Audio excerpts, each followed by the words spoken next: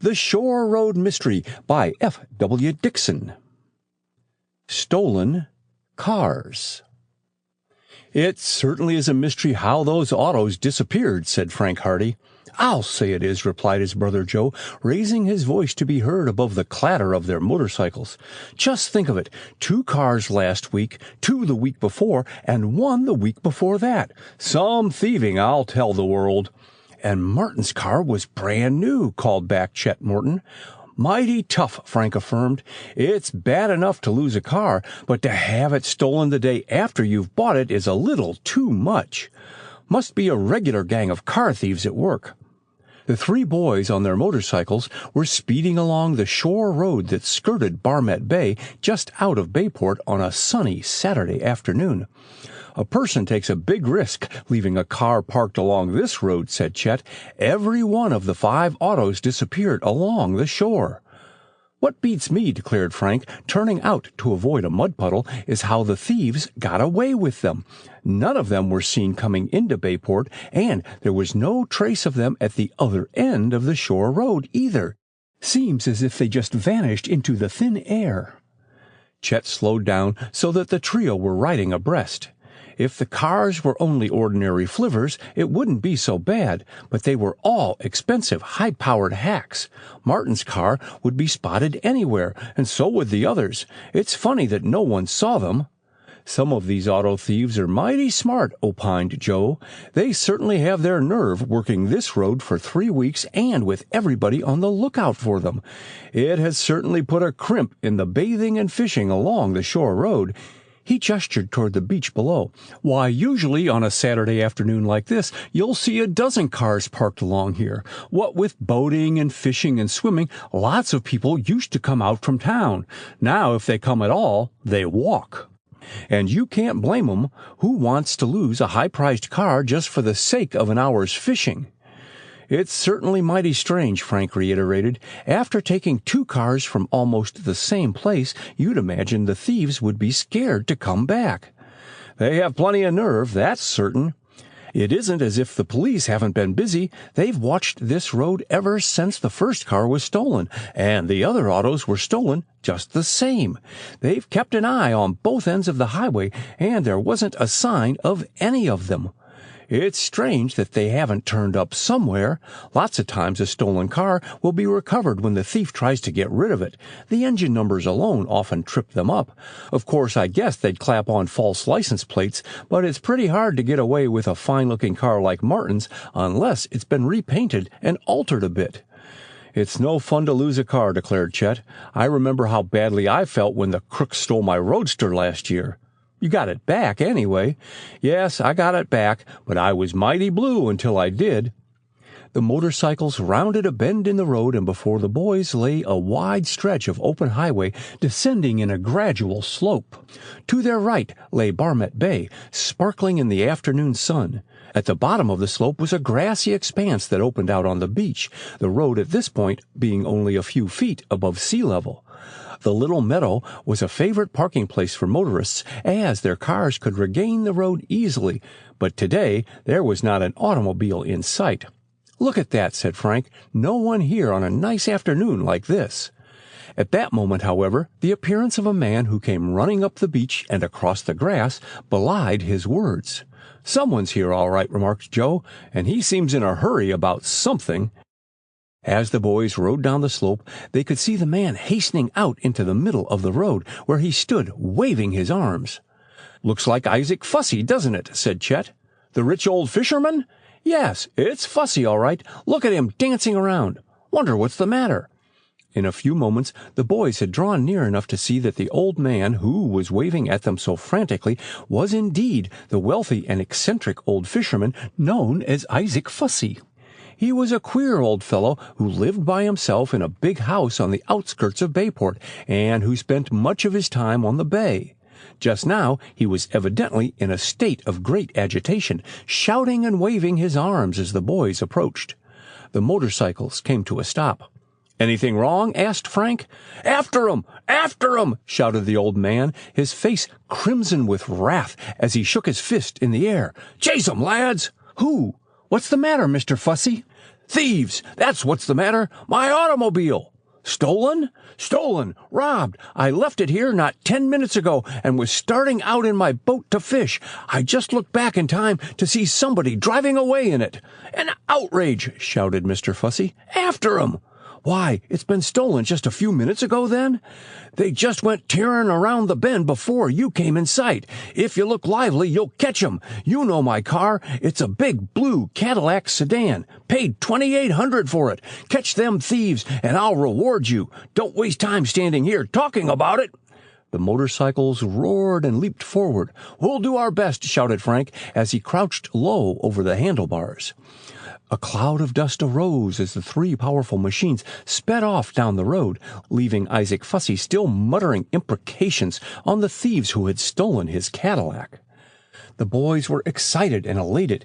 This was as close as anyone had yet come to being on the trail of the auto thieves, and they knew that in their fast motorcycles they possessed a decided advantage. If, as Isaac Fussy said, the car had just disappeared around the bend a few minutes previously, they stood an excellent chance of overtaking it. The motorcycles slanted far over to the side as they took the curve in a blinding screen of dust, then righted again as they sped down the next open stretch at terrific speed. There was no sign of the stolen car, but the open stretch was only about a quarter of a mile in length, skirting the shore, and the road then wound inland behind a bank of trees. The clamor of the pounding motors filled the summer air as the boys raced in pursuit. Before them was a thin haze of dust just settling in the road, which indicated that an automobile had passed that way only a few minutes before. "We'll catch 'em!" shouted Chet jubilantly. Without slackening speed, they took the next curve and then found themselves speeding through a cool grove where the road wound about, cutting off the view ahead. When at length they emerged into an open section of farming land, they gazed anxiously into the distance in hope of seeing their quarry.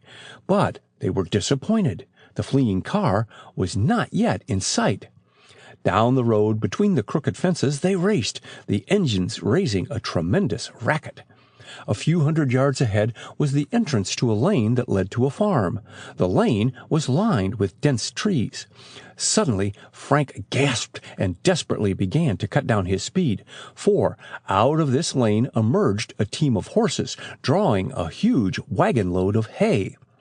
The dust raised by Frank's motorcycle obscured the view of the other boys, and for a moment they did not realize what was happening. The trees along the lane had hidden the hay wagon from sight, and Frank was almost upon it before he realized the danger. It was impossible to stop in time. The man on the hay wagon shouted and waved his arms. The horses reared. The clumsy vehicle presented a barrier directly across the road. There was only one thing for it. The boys had to take to the ditch to avoid a collision. There was no time to stop. Frank wheeled his speeding machine to the left, praying for the best. For a moment he thought he would make it. The motorcycle bumped and lurched, and then it went over on its side, and he was flung violently over the handlebars into the bushes ahead. Behind him he heard shouts, the roar of the other machines, and then two crashes, which came almost simultaneously. Chet and Joe had also been spilled. Circumstantial evidence. For a moment Frank Hardy lay in the thicket, stunned by the shock of his fall, with his breath knocked out of him. Gradually he recovered himself and managed to scramble to his feet. His first thought was for the other boys, but a quick glance showed that both Chet and Joe were unhurt, beyond a few bruises. Joe was sitting in the ditch, looking around him in bewilderment as though he had not yet realized exactly what had happened, while Chet Morton was picking himself up out of a clump of undergrowth near the fence. In the road, the driver of the hay wagon was trying to calm his startled horses, who were rearing and plunging in fright. "Any bones broken?" asked Frank of his two companions. Chet carefully counted his ribs. "Guess not," he announced cheerfully. "I think I'm all here, safe and sound. Wow, what a spill that was!" Joe got to his feet. "Good thing this is a soft ditch," he said. "It's lucky somebody didn't get a broken neck." "Well, nobody did, and that's that. How about the bikes?" Frank examined his own motorcycle, righted it, and found that the machine was not damaged beyond a bent mudguard. He had managed to slow down sufficiently before careening into the ditch so that much of the shock had been averted and the motorcycle had simply turned over into the spongy turf. "My bike's all right," announced Chet. "It's bent a little here and there, but it's good for a few more miles yet." "Same here," said Joe Hardy, looking up. "I think we're mighty lucky to get off so easily." "You might have run me down," roared the driver of the hay wagon, now that he had recovered from his fright, "tearing and snorting down the road on them contraptions." "Why don't you watch the road?" asked Frank. "You heard us coming. We couldn't see you. You might have killed the three of us driving out like that. You didn't have anything to worry about." "I didn't, eh?" "No." "What if I'd been killed?" "You could hear our bikes half a mile off, unless you're deaf," put in Joe. "It ain't my business to listen for them contraptions," growled the man on the hay wagon. "I got my work to do." "Well, don't blame us," said Frank, "and the next time you drive out of a side road like that, stop, look, and listen. Say, who do you think you're giving orders to?" And now the man reached for his whip and acted as if he meant to get down and thrash somebody. "None of that, if you know when you are well off," cried Joe, his eyes blazing. Chet stepped forward. "If you say the word, we'll give you all that is coming to you," he put in. All of the boys looked so determined that the man let his whip alone. "Get out of my way. I got to be going," he growled. "Well, after this, you be more careful," said Frank. The driver grumbled, but the boys were not disposed to remain and argue the rights and wrongs of the matter. It had been an accident, pure and simple, with a certain amount of blame on both sides, so they mounted their motorcycles and drove on. Because of the spill, the boys realized that their chances of overtaking the car thieves were correspondingly lessened, but they decided to continue the pursuit. "At the rate they're going," said Chet hopefully, "they may have an upset themselves." While the Hardy boys and their chum are speeding along the shore road on the trail of the stolen sedan, it will not be out of place to introduce them more fully to new readers. Frank and Joe Hardy were the sons of Fenton Hardy, a famous detective who had made a national reputation for himself while on the detective force of the New York Police Department, and who had retired to set up a private practice of his own. Frank Hardy was a tall, dark lad, 16 years old, while his brother Joe was a fair, curly-haired chap, a year younger. Both boys were students at the high school in Bayport. When Fenton Hardy retired from the Metropolitan Force, owing to the great demand for his services in private investigations, he had moved with his family to Bayport, a thriving city of 50,000 on Barmet Bay on the Atlantic seaboard. Here the two boys attended school, and here it was that they met with the first adventures that strengthened their resolution to follow in their father's footsteps and themselves become detectives when they grew older. Fenton Hardy was one of the greatest American criminologists, and his sons had inherited much of his ability. From their earliest boyhood it had been their united ambition to be detectives, but in this they had been discouraged by their parents, who preferred to see them inclined toward medicine or the bar. However, these professions held little attraction for the lads, and when they eventually had an opportunity to display their ability as amateur detectives, they felt that they had scored a point toward realizing their ambition. In the first volume of this series, The Hardy Boys, The Tower Treasure, the lads cleared up a mystery centering about a strange mansion on the outskirts of Bayport, recovering a quantity of stolen jewelry and bonds after the police, and even Fenton Hardy, had been forced to admit themselves baffled. Thereafter, their father had made but mild objections to the pursuit of their hobby and was, indeed, secretly proud of the ability displayed by his sons. Further mysteries were solved by the boys, the stories of which have been recounted in previous volumes of this series. The preceding book, Hunting for Hidden Gold, related their adventures in the far west, where they faced a bandit gang and went after a fortune in hidden gold in the depths of an abandoned mine. Chet Morton, who was with the Hardy Boys this afternoon, was one of their high school chums, a plump, good-natured lad with a weakness for food and lots of it, as he frequently said. He lived on a farm about a mile outside Bayport and, like the Hardy Boys, was the proud owner of a motorcycle. Frank and Joe also owned a motorboat, the Sleuth, which they had bought with the proceeds of a reward they had earned by their work in solving a mystery. Tony Preto, an Italian-American lad, and Biff Hooper, two other high school chums of the Hardy Boys, also owned motorboats, in which the boys spent many happy hours on Barmet Bay, and in which they had incidentally experienced a number of thrilling adventures. "Often wished I owned a boat," said Chet as they sped along, "but now I'm just as glad I have a motorcycle instead. I'd have missed all this fun this afternoon if I hadn't." "You have a queer idea of fun," Joe remarked. "Getting dumped out on my head into a wet ditch doesn't make me laugh very hard." "Better than studying algebra." Chet's aversion to schoolwork was well known. For a while they sped on without talking. There was no sign of the stolen automobile, but the boys did not entirely give up hope of catching up with it. When they had gone about 3 miles, however, even Frank was forced to admit that the fugitives had doubtless given them the slip. "What's going on over there?" said Frank suddenly. "There's a state trooper and 3 men over in that farmyard." "And a big car, too," said Chet. "Why, I know this place," Joe declared. "This is Dodd's farm." "Not Jack Dodd, the chap who goes to Bayport High." "Sure, this is where he lives. I remember the place was pointed out to me once. I knew Jack Dodd lived on a farm, but I didn't know it was this far out," said Chet. "Let's drop in and see what's up." With Frank in the lead, the 3 boys turned down the lane leading into the Dodd place. "I wonder what that trooper is here for," he said. "They all seem to be having an argument over something." "Perhaps the trooper met the auto thieves," conjectured Chet. When they drove into the barnyard, they saw a boy running toward them, and they recognized him as Jack Dodd, a quiet, likable lad who was in their class at the Bayport High School. "Hello, fellows," he called to them, but they saw that there was a worried expression on his face. "What brings you away out here today?"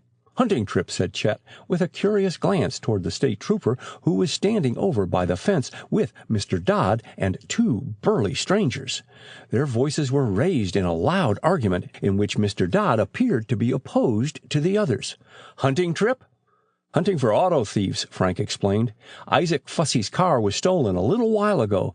When we saw that trooper here, we had an idea that perhaps he might know something about it." "What's that?" shouted the trooper, a broad-shouldered young chap. "A car stolen?" "Yes, sir. We were chasing it. A big Cadillac." "Didn't see it," replied the trooper. "It didn't pass this way, I'm sure of that. We've just found one stolen car, anyway." "I tell you I didn't steal it," declared Mr. Dodd heatedly.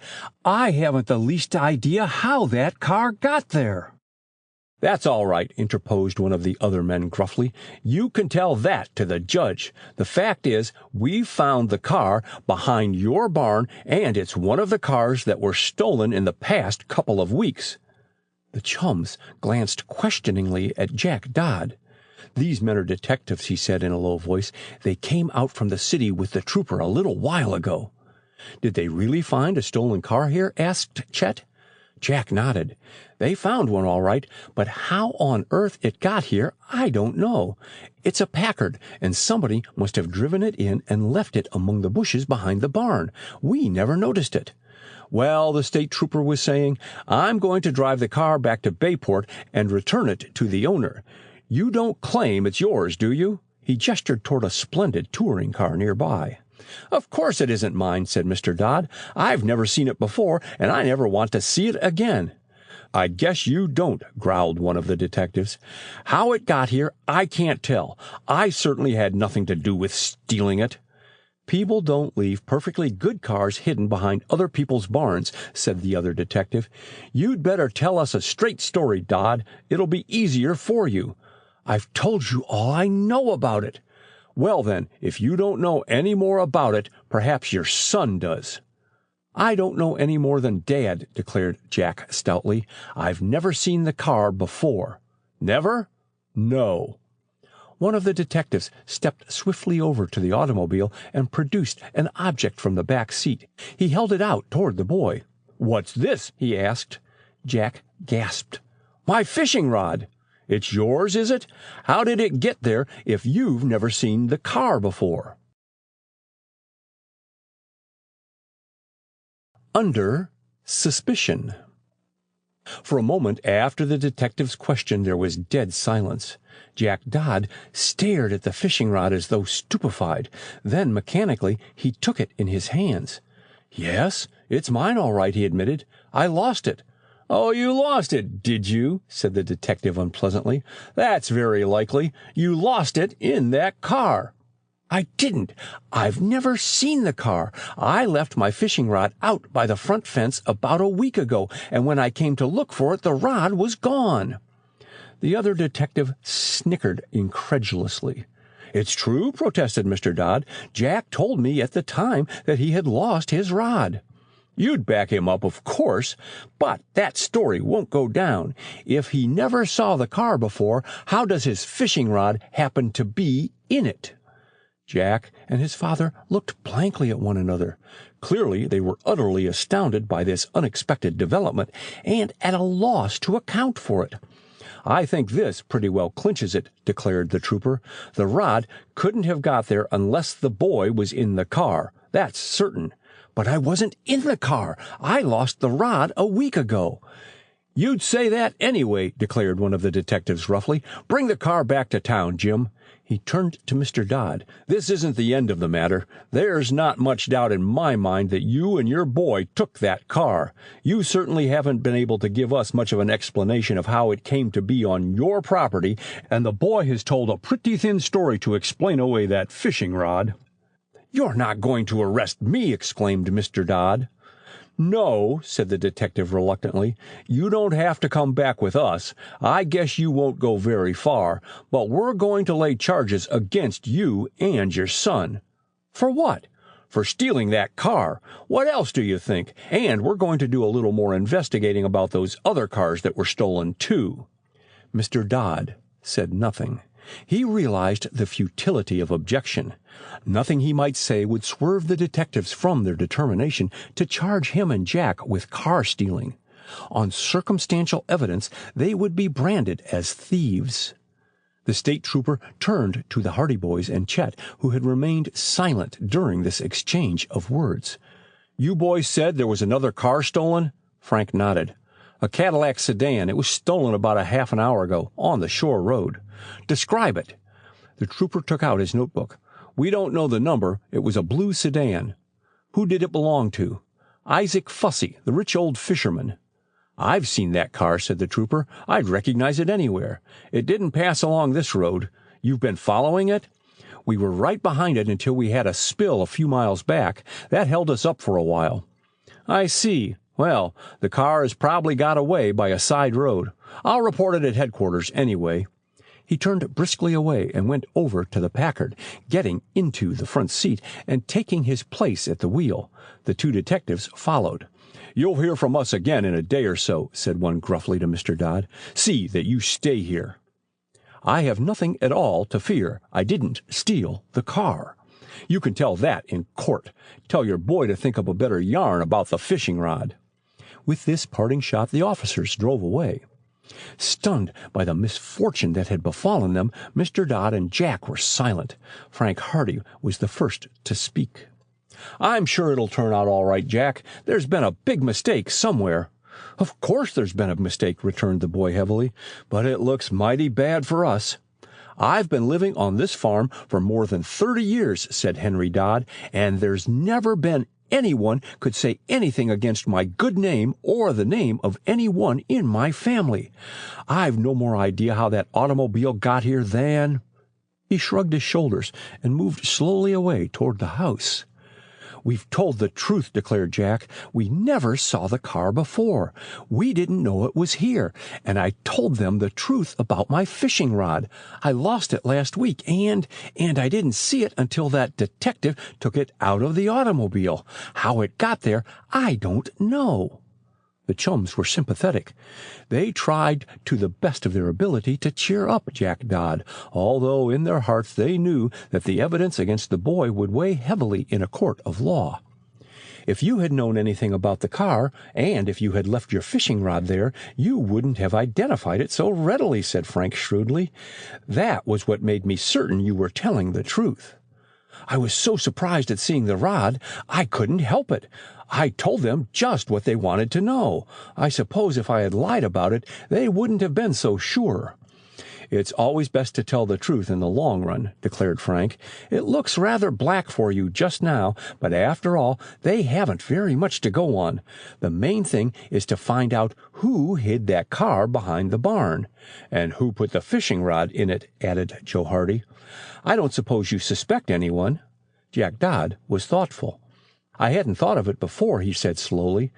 But we had a hired man here until last week who wouldn't be above playing a trick like that on us. Who was he? His name was Gus Montrose. He worked here for about 2 months, but we had to let him go. He was lazy, and he drank a lot, and last week he had a quarrel with my father, so he was dismissed. I wouldn't say he stole the car and left it here, but he's the only person I can think of who might have cause to do anything like that. He might have had something to do with the fishing rod, at any rate, said Chet. He was a surly, bad-tempered fellow, and when he left, he swore that he'd get even with us. But of course that may have been only talk. Talk or no talk, it's something to work on, Frank Hardy remarked. Have you seen him around since? Jack shook his head. Haven't seen or heard of him. It's rather suspicious having a thing like this happen so soon after he left. He might have found the stolen car himself and concluded that it was a good chance to pay off his grudge, or he may have found the car hidden here and deliberately put the fishing rod in the seat so it would appear that you knew something about it. I wouldn't be at all surprised if Gus Montrose were mixed up in the affair in some way or another. Jack's face flushed. I wish I had him here right now. I'd make him talk. Just sit tight, advised Frank. I know things look pretty bad, but something may turn up. We'll see if perhaps we can't do something for you. Jack brightened up at this, for he knew that the help of the Hardy boys was not to be despised. The case looked black against him, but with Frank and Joe on his side, he did not feel quite so disconsolate. Thanks ever so much, he said gratefully. I'm glad someone believes me. Those city detectives can't see any farther than the end of their noses, Chet Morton declared warmly. Don't worry about them. If they put you in jail, we'll dynamite the place to get you out. He grinned as he said this, and his good humor alleviated the tension that had fallen over the group. Well, I guess we'll have to be going, said Frank as he mounted his motorcycle. Don't think too much about this, Jack. Something will turn up. I hope so, answered the boy. Chet Morton and the Hardy lads said goodbye to their chum and rode out of the farmyard. No use chasing Mr. Fussy's car now, decided Joe. Gone but not forgotten, Chet said. We might as well go home.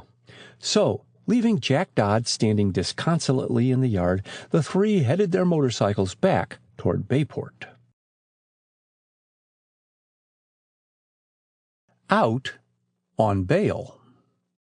On the following Monday, Frank and Joe Hardy noticed that Jack Dodd was not at school. They had heard no more about the case, although the disappearance of Isaac Fussy's automobile had increased public interest in the car thefts, and the local newspapers were making much of the failure of the police to bring the thieves to justice. The Bayport Automobile Club had already taken action by offering a reward of $500 for information leading to the recovery of any of the stolen cars and the arrest of those responsible. 3 of the victims had also posted rewards of varying amounts comprising another $500 all told for the return of their automobiles. The affairs had mystified Bayport because of the fact that not a trace of any of the cars had been found, save in the case of Martin's Packard, and the motorists were apprehensive. No one knew whose turn would come next. As the Hardy boys were on their way to school on Tuesday morning, Frank pointed out one of the Automobile Club posters in a window. I sure wish we could land those car thieves. That's a nice fat reward. If we caught the thieves, we'd likely get the cars, too, replied Joe. $1,000 is a nice little bit of money. It would come in handy.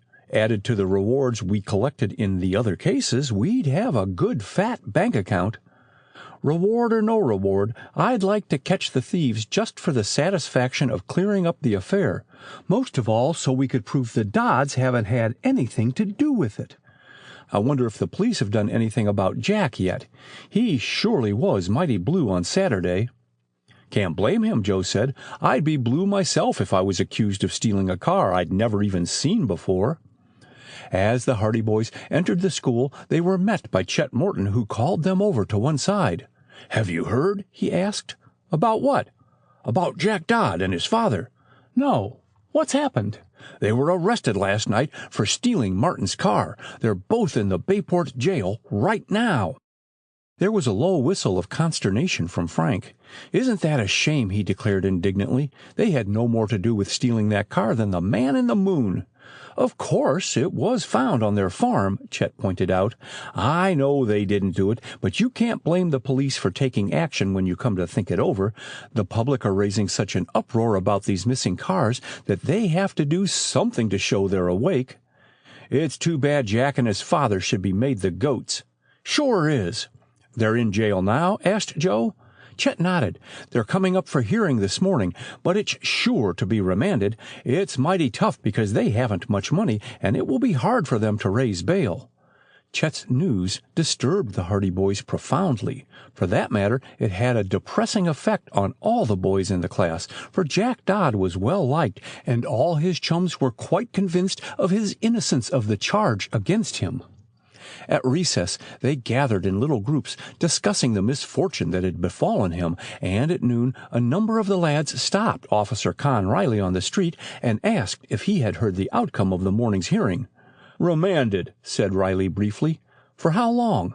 "A week. They'll get about 5 years each, I guess. Been too much of this here car stealing going on." "They're not convicted yet," Frank Hardy pointed out. "They will be," declared Riley confidently. "We got the goods on 'em." It was one of Mr. Riley's little eccentricities that he preferred to refer to the entire Bayport police force as "we," as though he had charge of most of its activities instead of being merely a patrolman on the beat adjacent to the high school. "Got the goods on 'em, nothing," snorted Chet Morton. "A car was found on the Dodd farm. That's all." "It's enough," said the unruffled Con.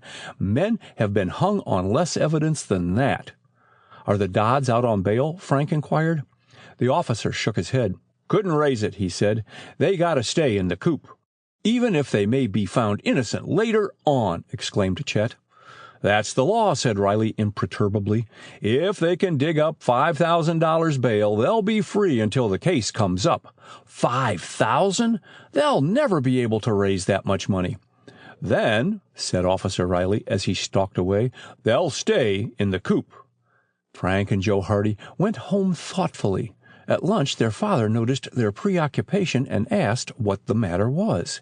They told him the whole story of the discovery of the automobile on the farm, the finding of the rod, Jack's repeated declarations of innocence.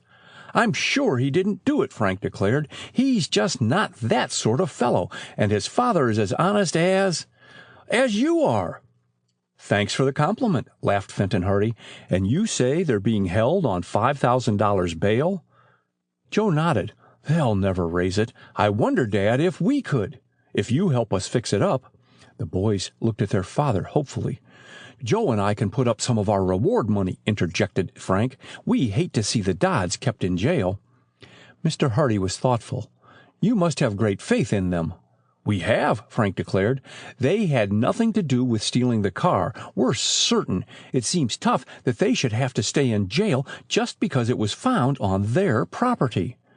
"It's the law of the land. However, as you say, it is rather hard on them.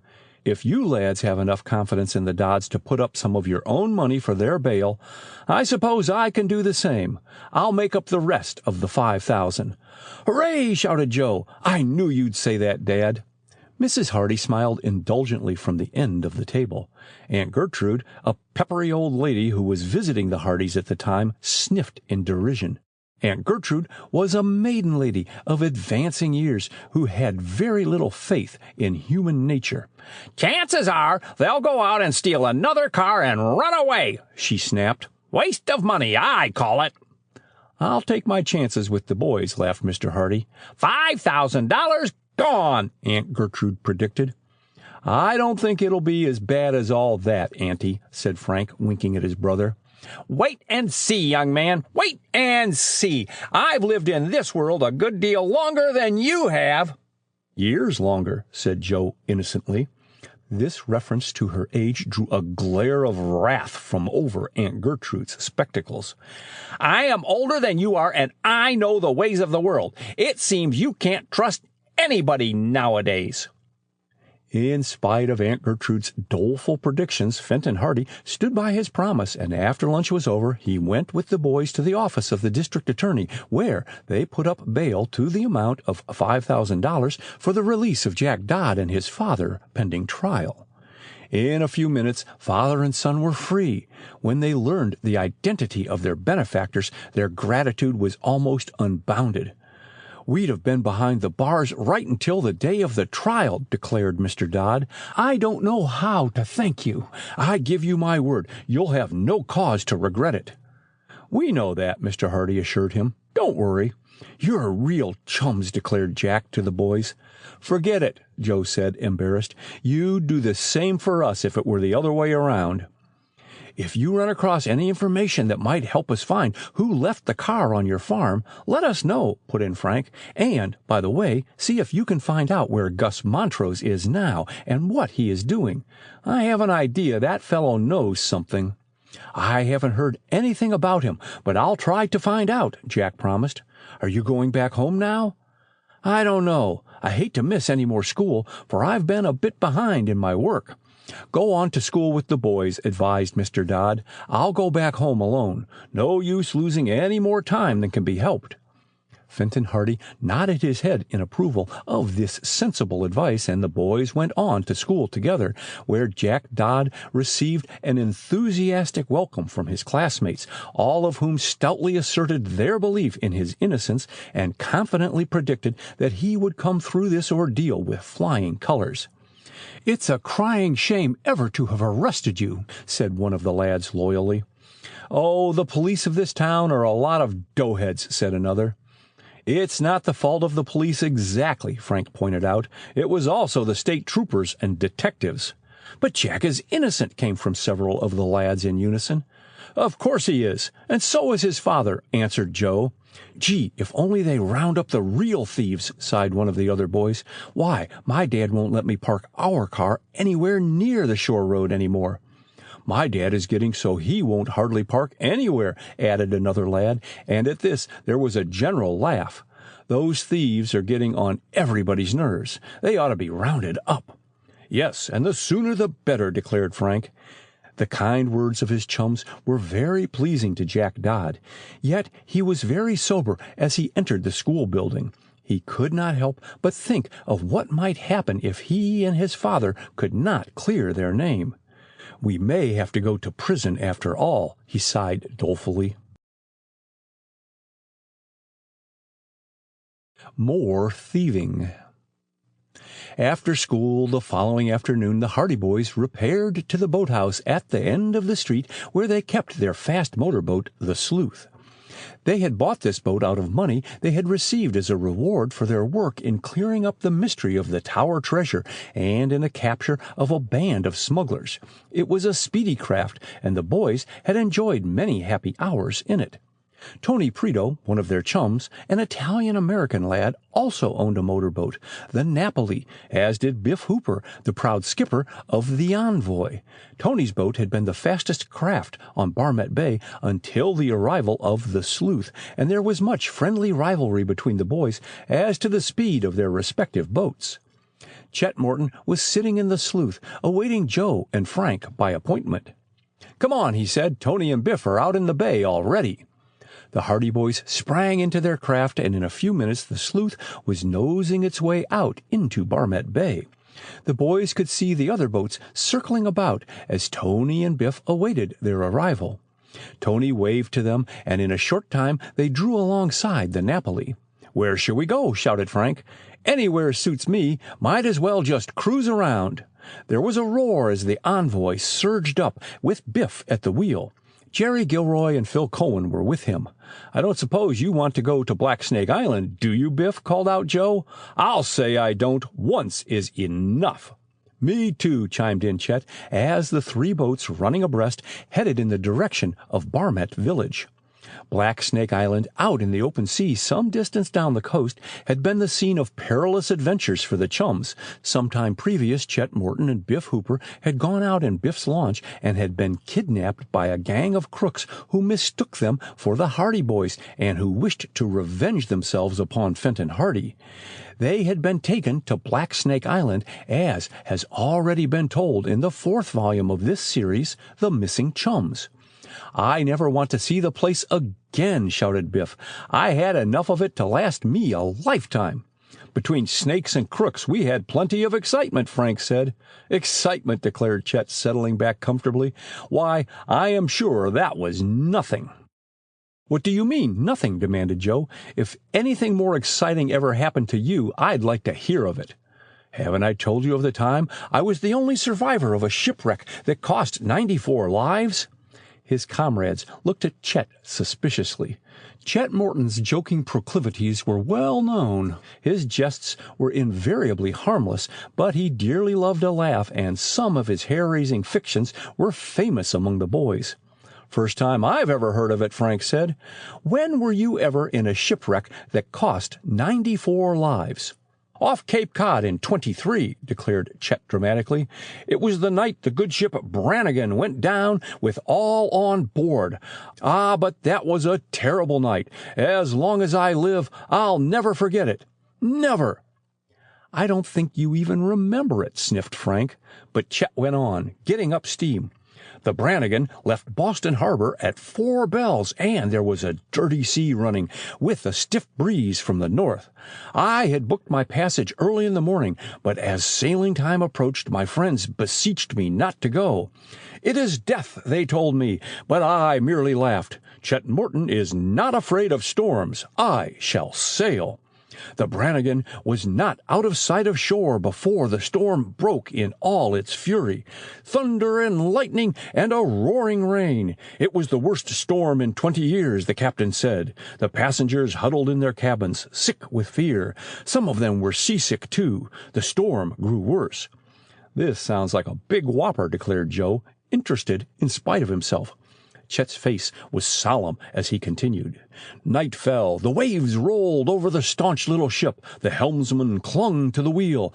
Down in the lee scuppers, whatever they are, the first mate lay with a broken leg. Down in the forecastle the crew talked mutiny. Then came a dreadful cry. 'A leak! The ship had sprung a leak!' And by golly it had. The skipper came down from the bridge. 'Take to the boats!' he cried. 'Women and children first!'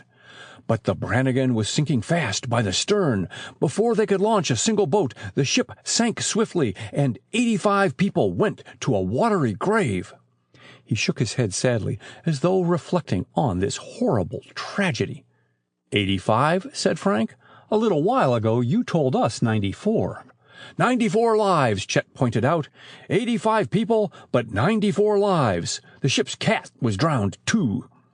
Joe snorted as he saw how neatly Frank had fallen into the trap.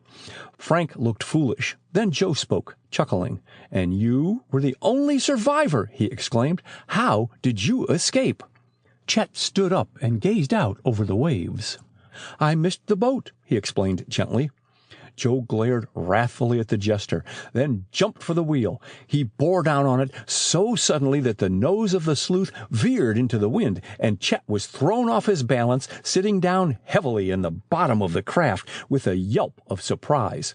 "That'll teach you," said Joe grimly, struggling to suppress his laughter at Chet's melodramatic tale of the shipwreck. But the plump youth only grinned. "Oh, boy, how you both bit," he exploded. "How you gaped. You didn't know whether to believe it or not." He roared with laughter. "Wait till I tell the others about this. How about the other 9 lives? How did you escape? Wow!" He sat in the bottom of the boat and laughed until the tears came to his eyes. Frank and Joe joined in the laugh against themselves, for they were accustomed to Chet by now. Biff and Tony steered their boats over toward the sleuth to learn the cause of all this mirth, but the boys refused to enlighten them, as Chet wanted to reserve the yarn for a more convenient occasion when he might have some fresh victims. For over an hour the three motorboats raced about the bay until the boys were aware that it was time to go home. The sleuth reached the boathouse first, with the Napoli close behind, Biff Hooper's craft bringing up the rear. The launches safely in the slips, the six boys went up the street toward their homes. "Going to try for the rewards?" asked Jerry Gilroy of the Hardy boys. Frank smiled. "We won't turn them down if we happen to run into the auto thieves," he said. $1,000 is a lot of money." "Not to you," said Biff. "What do you two want with money after landing a fat reward in that gold case out west?" He was referring to a case centering about some missing gold in which the boys had gone all the way to Montana from their home on the Atlantic coast in order to help their father, who had fallen ill while tracking down the criminals. Their good work in this case had netted them a handsome sum of money, and they had the satisfaction of seeing their friend Jadbury Wilson, an old-time prospector who had come to Bayport to live, relieved from poverty. He had been one of the original owners of the gold and, following its disappearance, had fallen upon evil days. "One can always use more money, you know," said Frank. "It'll come in handy if we ever go to college." "I'll tell the world," declared Chet. "Your father won't have to worry much about that. I wish my dad could say the same." They had now reached the Hardy home, and Frank and Joe said goodbye to their chums. When they went into the house, they found that supper was almost ready. Aunt Gertrude sniffed as they appeared and expressed her amazement that they had managed to get home before mealtime. "For a wonder," she said grimly. Fenton Hardy emerged from his study, his face serious. "Well," he said, "I suppose you've heard the latest development?" The boys looked at him blankly. "Development in what?" asked Joe. "In the car thefts." "We haven't heard anything," Frank said. "Have they found the thieves?" Mr. Hardy shook his head. "No such luck. The thieves are still very much at large." "You don't mean to say another car was stolen?" exclaimed Joe. "Not only one, 2 cars."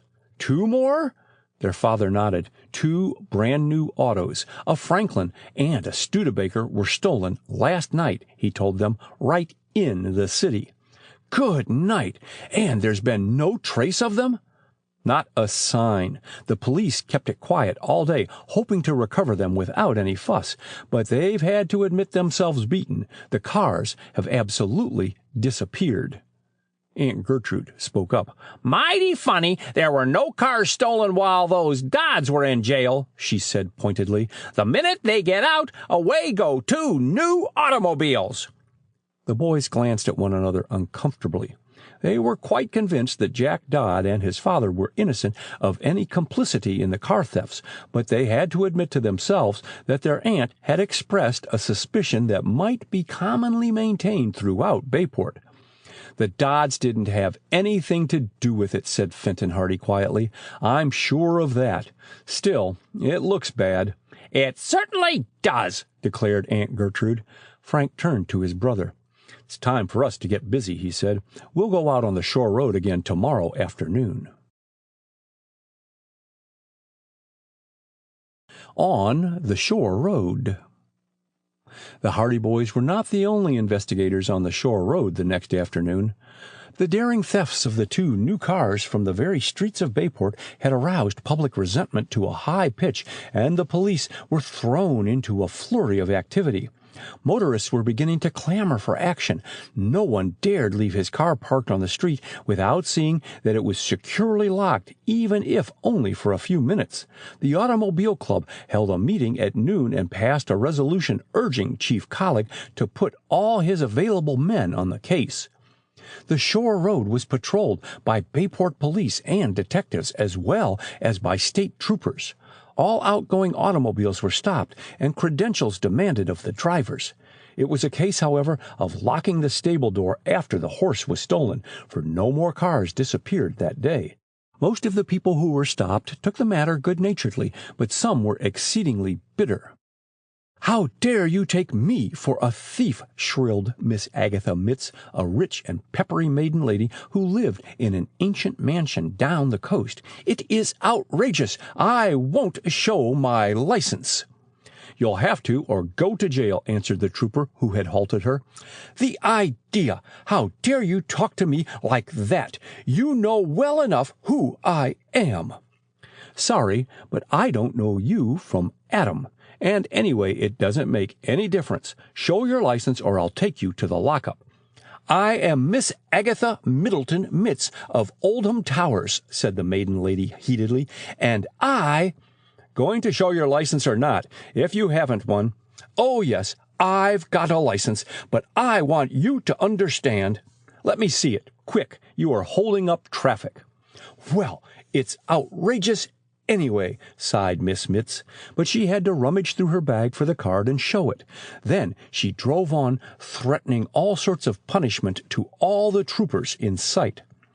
Drawn by the hope of earning the rewards offered for the apprehension of the thieves and recovery of the missing cars, a number of amateur detectives went scouting about the adjoining townships, harassing innocent farmers who had already been badgered and pestered into a state of exasperation by the officials. The Dodd family, in particular, suffered from these attentions. The Hardy boys and Chet Morton dropped in to see Jack Dodd and found him sitting disconsolately on top of the barnyard fence. "It's bad enough to have detectives and troopers coming around and asking us to account for every minute of our time since we were let out on bail," said Jack, "but when nosy people come prying and prowling around, it's a little too much." "You're not the only ones," consoled Frank. "Every farmer around Bayport has been chasing sleuths off the grounds all day." "They keep popping up from behind the woodshed and under the fences like jackrabbits," said Jack with a grin. "I suppose it would be funny if we hadn't gone through so much trouble already. One chap sat up in an apple tree half the morning watching the house. He thought we couldn't see him. I suppose he expects to catch us driving a stolen car into the barn." "Is he there yet?" asked Chet. Jack nodded. "He went away for a while. I guess he went home for lunch, but he came back. He's patient, I'll say that much for him. He's up in the tree now, with a pair of field glasses." "The genuine detective," said Chet approvingly. "Does he know you saw him?" Jack shook his head. "We didn't pay any attention. I suppose he thinks he's been very clever." "Well, if he likes sitting in a tree so much, we'll have to suit him for a long while. You have a dog, haven't you, Jack?" Jack nodded. "A bulldog. I'll call him." He whistled sharply, and in a few minutes an extremely ferocious-looking bulldog came around the corner of the house, wagging his tail. "Fine. Got a chain for him?" The boys looked at Chet, puzzled, but Jack went away and returned with a long chain, which he attached to the dog's collar. "I don't think you should let a dog run around loose," said Chet gravely. "It isn't good for him. I think he'd better be chained up. And if you'll show me just which apple tree contains our detective friend, I'll show you the apple tree that should shelter Towser." The others were beginning to see Chet's plan now. The Hardy boys grinned in anticipation. "It's the tree right beside the orchard gate," said Jack. "You can see it from here." "Come, Towser," said Chet, and stalked away, the bulldog waddling obediently behind, the chain clinking. Chet went into the orchard and, without looking up, without giving any sign that he had noticed the man perched in the leafy branches above, he snapped the chain around the tree trunk, leaving Towser sitting in the shade. The bulldog looked puzzled, but he made no protest and settled down on his haunches. "I guess that will hold our inquisitive friend for a while," said Chet cheerfully, as he came back with an air of one who had just accomplished a worthy deed. "If he wants to leave that tree, he'll have to argue the matter with Towser." Hastily the boys retired behind the stable so that the victim in the tree would not witness their mirth. They peeked around the corner every little while to see if there was any disturbance in the orchard, but the watcher stayed where he was, probably waiting for the dog to fall asleep. "He'll get tired of that," predicted Chet with a snicker. "I think we will see some action around that apple tree before long." Just then the boys spied a familiar figure coming down the lane. A car was parked out in the main road, and a bulky, stolid man was advancing toward them. "Why, it's dear old Detective Smuff," declared Chet. Detective Smuff was one of the detectives on the Bayport police force. He was a worthy man, not overblessed with brains, and as a detective his successes had been mainly due to a dogged persistence rather than to any brilliant deductive abilities. 3 of the cases on which he had been engaged had been solved by the Hardy boys, which had not tended to increase his liking for the lads, but he was cordial enough and bore no malice. "Hello, Mr. Smuff," Frank called. The detective nodded ponderously. "More amateurs," he sighed. "What chance has a regular officer on a case like this when everybody else in town is putting their oar in?" "Working on the car thefts?" asked Joe. "I am." Smuff turned to Jack Dodd. "Just where were you night before last, young man?" "At home," Jack replied shortly. "There's no use asking me any more questions, Mr. Smuff. Chief Colleague was out here yesterday morning, and Dad and I were able to satisfy him that we hadn't been out of the house all evening." "Oh," said Smuff, evidently disappointed. "The chief was here, was he?" "Yes." "Well, I guess there ain't any use of me asking questions then," returned the detective. "No sign of the cars, officer?" Frank asked. "Not a trace." "Any word from the other towns?" Detective Smuff shook his head. "There was 3 different ways they could have gone," he said. "The shore road branches off into 3 roads, and we've sent men out along every one of them, and every inch of the highway has been searched. Them cars have just plain vanished." "The police in the other towns didn't see them?" "No reports at all." "Perhaps they were taken right through Bayport and out the other side," Joe suggested. "They weren't taken through Bayport. The cars were missed within 5 minutes after they were stolen, and all the patrolmen were told about them and kept a lookout. There was nobody on the shore road side, so this is the only way they could have come without being stopped. That's what makes it so queer," went on Detective Smuff. "The police in the other towns was given word, and they were waiting for the cars if they came through, but they never showed up." "Then the cars must be hidden somewhere along the shore road," Frank exclaimed. "Looks like it, but we've searched every inch of the ground, and there's no place they could be hid." Detective Smuff shook his head sadly. "It's a deep case, a deep case. Well, I'll do my best on it," he said, with the air of a martyr. "I'm sure you will," said Chet. He did not add that his private opinion of Detective Smuff's best was far from high. A terrific barking from the direction of the orchard interrupted the conversation. The detective looked up, surprised. A loud howl and a protesting voice added to the uproar. "The chap in the tree!" shouted Chet. He raced around the corner of the stable, and the others quickly followed. Detective Smuff, left alone, looked around in bewilderment, then jogged heavily after the boys. Towser, beneath the apple tree, was doing his duty as guardian. The amateur detective in the tree had attempted to escape, perhaps lulled to a sense of false security because Towser had apparently gone into a doze. He was halfway down the tree trunk now, and the bulldog was leaping and snapping at him from beneath. The chain was just long enough to hold the dog in check, and he fell short of the unfortunate victim by a few inches. But the frightened sleuth was unable to scramble back to safety and was clinging wretchedly to the tree, unable to retreat or descend. In the meantime, he roared loudly for help. Chet burst into peals of laughter, and the others, in spite of their sympathy for the inquisitive one in his plight, could restrain themselves no longer. The boys shrieked with merriment. Towser barked and leaped in renewed fury, and Detective Smuff came waddling up, audibly wondering what it was all about. A whistle from Jack Dodd, as soon as he was able to stifle his laughter sufficiently, attracted Towser's attention. He stopped barking and looked inquiringly at his master. "Down!" shouted Jack. Obediently, the dog lay down. "He won't hurt you." The man in the tree, somewhat reassured, began to descend. The dog, beyond a low growl or two, paid no further attention. The moment the spy reached the ground, he started for the fence at a run, scrambled over it, and headed across the field toward the open road. "What was he doing?" asked Detective Smuff suspiciously. "Watching us," Jack returned. "Seems as if half the people in the county have their eye on us since those cars were stolen. I think that chap is cured." "He should be," said Smuff, gazing respectfully at Towser. "If anyone bothers you after this, let me know. Us regular detectives can't have anyone button into our work like that." He glanced severely at the Hardy boys as he spoke. "We certainly can't," said Joe innocently. Then, as Detective Smuff glared, he turned to his companions. "Come on, fellows, let's take a look through the woods on the other side of the road. We might find some trace of the cars there." Gus Montrose. Detective Smuff walked back as far as the road with the boys and then clambered into his car where another detective on the Bayport force was waiting for him. "You're just wasting your time hunting through the woods," he told the boys heavily.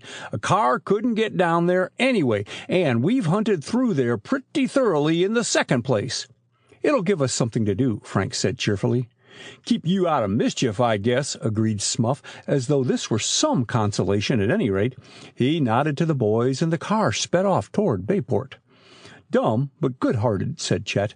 "He isn't a bad sort," Joe remarked. "He's no great shakes as a detective, that's sure, but there are lots worse." The boys crossed the road and struck off down a narrow trail that led through the undergrowth into the woods on the sloping land between the shore road and Barmet Bay. For the most part, there were steep bluffs lining the bay, but at this point the declivity was more gradual. "I think he's right about searching down through here," said Jack Dodd dubiously. "A car could never get down into this bush." "A car mightn't, but the car thieves might," Frank pointed out. "It seems mighty queer that none of the stolen cars have been traced at either end of the shore road. Those automobiles stolen the other night should have been picked up in one of the 3 towns on the branch roads. Smuff said the thefts were discovered in plenty of time to send out warning." "It does seem strange. Out of so many cars you'd imagine at least 1 or 2 would have been traced outside Bayport. "I have a hunch that this whole mystery begins and ends right along the shore road," said Frank. "It won't hurt to scout around and see what we can find. Maybe there's a hidden machine shop where they alter the appearance of the autos." "I was reading of a case in New York City not long ago," remarked Joe as they pushed along. "The auto thieves got cars downtown and drove them to someplace uptown. The police followed half a dozen gangsters for 2 weeks before they got onto their trick, which was to drive into an alleyway that looked as if it came to an end at the back of a barn. They found that a section of the side of the barn went up like a sliding door. The thieves would drive in with a stolen car. Inside the old barn was an elevator running down to a cellar.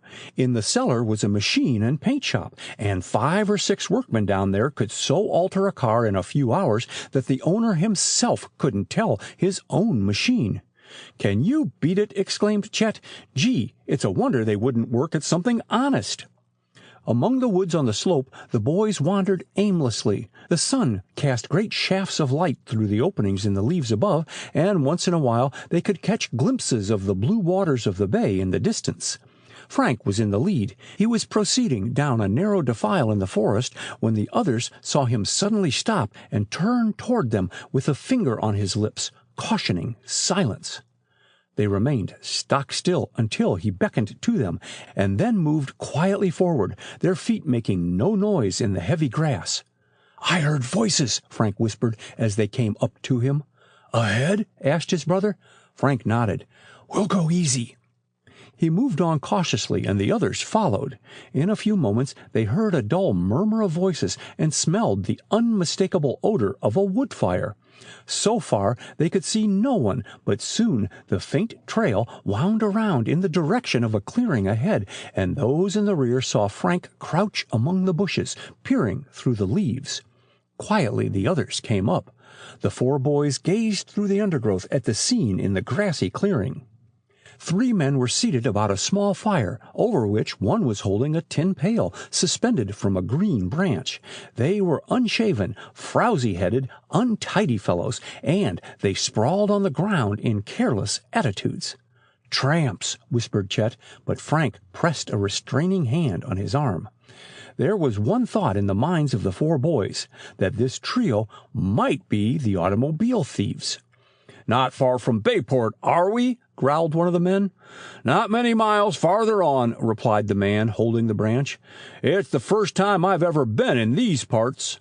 "It ain't so bad," volunteered the third man, lighting his pipe. "Easy pickings around the farmhouses. It didn't take me 10 minutes to rustle that grub tonight." "You did well, Bill," said the man at the fire, glancing at a package of food nearby. "I wonder where that guy is that we met on our way here. He gave us a funny look." "He minded his own business, anyway."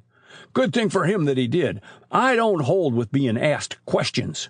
"Me neither. A good rap over the dome for anybody that wants to know too much. That's my motto. Is that mulligan ready?" "Not yet. We'll be eating in about 5 minutes."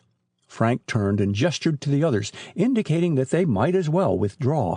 It seemed clear to him that these men were simply tramps preparing their evening meal in the shelter of the woods, and nothing would be gained by making their presence known. Jack, Dodd, and Joe turned and moved silently away. But the luckless Chet had not gone 2 paces before he tripped over a root and fell sprawling on the ground with a grunt of pain and surprise. One of the tramps looked up. "What was that?" "Somebody in the bushes," said another. The 2 men scrambled to their feet and came directly toward the boys. Jack and Joe took to their heels, but Frank waited to help Chet up, and the delay was fatal. The tramps came crashing through the bushes and caught sight of them. "Kids, eh?" roared one. He sprang toward Frank and caught him by the shoulder. The other seized Chet. Joe and Jack were out of sight beyond the trees by now, and the tramps were evidently unaware of their presence. "Take your hands off me," said Frank coolly. Somewhat taken aback, the tramp regarded him for a moment in a surly manner. "What do you mean by spying on us?" he demanded. "We weren't spying on you. What brings you around here, then?" The other tramp had abandoned the pail of stew at the fire and came through the bushes toward them. "What's the matter?" he asked. "What's going on here?" "A couple of kids spying on us," said Frank's captor, and tightening his grip on the boy's shoulder. "We ought to skin 'em alive," declared the newcomer. "How long have you been hiding in them bushes, boy?" "We just came up a minute ago, and when we heard voices, we looked to see who was there. We were just going away." "You were, eh? What were you going away for?" "It wasn't any of our business if you wanted to cook your supper in the woods." The answer seemed to placate the tramps, for they glanced from one to the other, seemingly reassured. "You weren't going for the police?" asked one suspiciously. Both boys shook their heads. "Did somebody send you here?" "No, we were just wandering through the wood and we came on your fire." "That fellow we met a little while ago didn't send you here, did he?" "We haven't seen anybody," said Frank. "What did he look like?" "Thin, hard-looking guy with a hook nose." "We haven't seen anyone like that." "He was prowling around here a little while ago," said the tramp in a more friendly tone. "I guess you boys are all right. If we let you go, will you promise not to run and tell the police?" "Oh, sure," piped Chet in vast relief. "We're not doing any harm here. We're just 3 poor chaps that's out of work, and we're on our way to Bayport to look for a job," whined one of the others. "You wouldn't set the police on us, would you?" "It's none of our business who you are or what you're doing," Frank assured them. "We won't mention seeing you." "All right, then." His captor released his grip on Frank's shoulder. "Beat it away from here and don't bother us again." The 2 boys lost no time in making their way out of that vicinity. The 3 tramps stood watching until they disappeared beyond the trees at the bend in the trail, then went back to their fire. Some distance away, Frank and Chet came upon the other boys, who had halted and were devising ways and means of rescue. "Golly," said Joe, "we thought you were in for it. We were just going to toss up and see who would go back to find out what had happened to you." "Why couldn't you both come back?" Chet asked. "We thought if one of us went back, he might be caught too, and that would still leave somebody to go for help." "Good idea." "They were only tramps. Gave us a bit of a scare," said Chet airily. He had been almost frightened out of his wits. "We just talked right up to them, and they let us go." "I wonder who is this hook-nosed man they were talking about," said Frank. "They seem to be worrying more about him than about us." "A hook-nosed man?" exclaimed Jack Dodd. "What about him?" You remember when they were talking by the fire, they mentioned meeting somebody on their way into the wood? They asked us about him and seemed to think he may have sent us in to spy on them. Thin, hard-looking chap, Chet remarked, remembering the description the tramp had given. Why, that must be. But it couldn't be him, exclaimed Jack. Who? Gus Montrose, the hired man that Dad discharged a little while ago. I was telling you about him. The description fits him exactly. I thought he went away, said Joe. We haven't seen him since he left the farm, but I've always had an idea he was prowling around. Just then Frank clutched Chet's arm. Listen. The boys halted. They could plainly hear the sound of snapping twigs and a scuffing that indicated the approach of someone on the trail ahead. A moment later, a man came into view. He stepped out from among the trees and came to a stop, staring at the lads, plainly astonished at seeing them. Then he wheeled about and sprang into the bushes. They could hear him plunging through the undergrowth as he disappeared. Although they had only a momentary glance, the boys readily identified him as the man the tramps had mentioned. Disreputably clad, he was a thin man with a cruel mouth and a hooked nose. Gus Montrose, exclaimed Jack Dodd. The Missing Truck. Let's tackle that fellow, exclaimed Frank Hardy. We can ask him about your fishing rod, Jack. Frank scrambled into the bushes where Gus Montrose had disappeared, and in a moment his companions were hurrying after him. But although Frank had lost little time making up his mind to question the former hired man, Montrose had been too quick for him. The fellow was nowhere to be seen. "Shall I call to him?" asked Jack Dodd.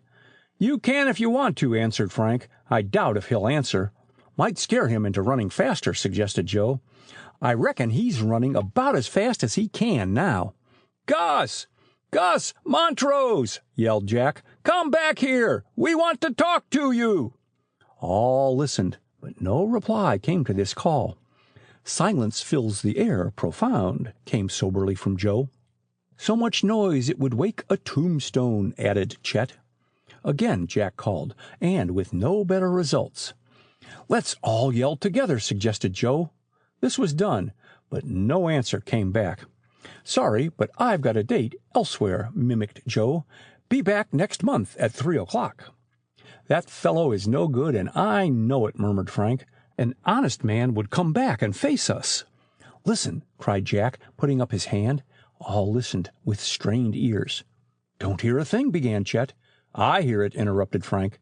A snapping and crackling sound among the bushes ahead lured the boys on, and they went plunging through the woods. They failed to catch sight of the quarry, however. Evidently Montrose was well acquainted with this part of the country, for after a while the sounds of his retreat died away.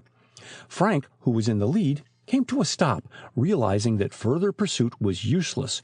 In a few minutes the others came up, panting. "Did he get away?" asked Joe. Frank nodded. "He was too quick for us. When he knew we were after him, he didn't lose any time." "I wish we had been able to talk to the rascal," said Jack Dodd. "I would have had a few things to tell him." "Probably we wouldn't have got much satisfaction out of him anyway," Frank remarked. "Still, you could have asked him what he knew about that fishing rod." "It's something to know that he's still hanging around this part of the country," pointed out Chet. "He has evidently been lying low since he left your farm. He's up to some mischief, I'm sure of that." "Probably built himself a shack somewhere in the woods," suggested Joe. "Well, we may run across him some other time. It's getting late, and I think we'd better be starting home," said Frank. Chad and Joe agreed that it was about time, and as there seemed little to be gained by continuing the search for Gus Montrose or for any evidence of the stolen cars, the boys retraced their steps back through the woods until they reached the shore road. Their motorcycles had been parked in the shelter of the trees. "About time for my supper, too," said Jack Dodd. "If you're out this way again, look me up and we'll make another search through the woods." His friends promised to do this, and, bidding Jack goodbye, they mounted their motorcycles and were soon roaring off in the direction of Bayport. They had spent more time in the wood than they had been aware of, and were anxious to get back to the city without being too late for the evening meal. Mrs. Hardy seldom scolded, but the boys had vivid recollections of Aunt Gertrude's acid remarks on similar occasions. They emerged on an open stretch of road where a sand embankment sloped steeply down to Barmet Bay. The beach lay beneath them at the foot of a sheer declivity, and the waters of the bay sparkled in the rays of the late afternoon sun. A movement on the beach caught Frank's eye, and he brought his motorcycle to a sudden stop. "What's the matter?" asked Joe, swerving wildly to avoid piling headlong into Frank's machine. "Run out of gas?" inquired Chet, putting on the brakes. But Frank had dismounted and was walking over to the side of the road, out onto the top of the embankment. "There's somebody down on the beach." "What of it? Somebody swimming or fishing? Do you mean to say you stopped just because of that?" But Frank was gazing down the steep, sandy slope. "There's something queer about this," he said slowly. "There are 2 men down there, lying on the sand." Joe and Chet, immediately interested, came running over. The 3 boys looked down at the 2 figures on the beach far below. "They're not asleep," said Joe. "One of them seems to be rolling around." "They're tied," shouted Frank. "Look, you can see the ropes. I was wondering what was so queer about them. Those men are tied hand and foot." Joe was examining the embankment at their feet. "Why, they've been rolled down the side," he exclaimed. "Look where the sand has been disturbed."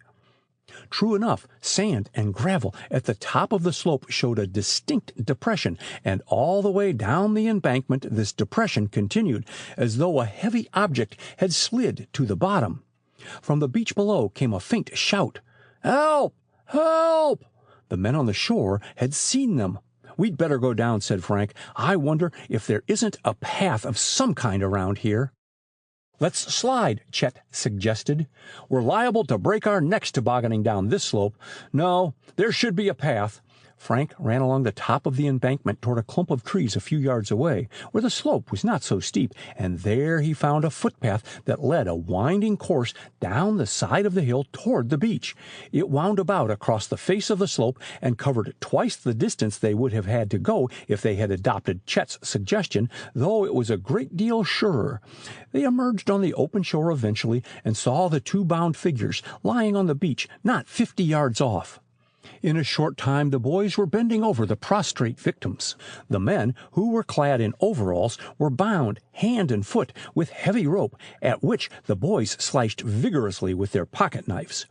The strands fell apart, and the 2 men were able to sit up, rubbing their limbs, which had been chafed by the ropes in their efforts to free themselves. "I thought we'd be here all night," declared one of the men, a plump, grimy young fellow about 20 years of age.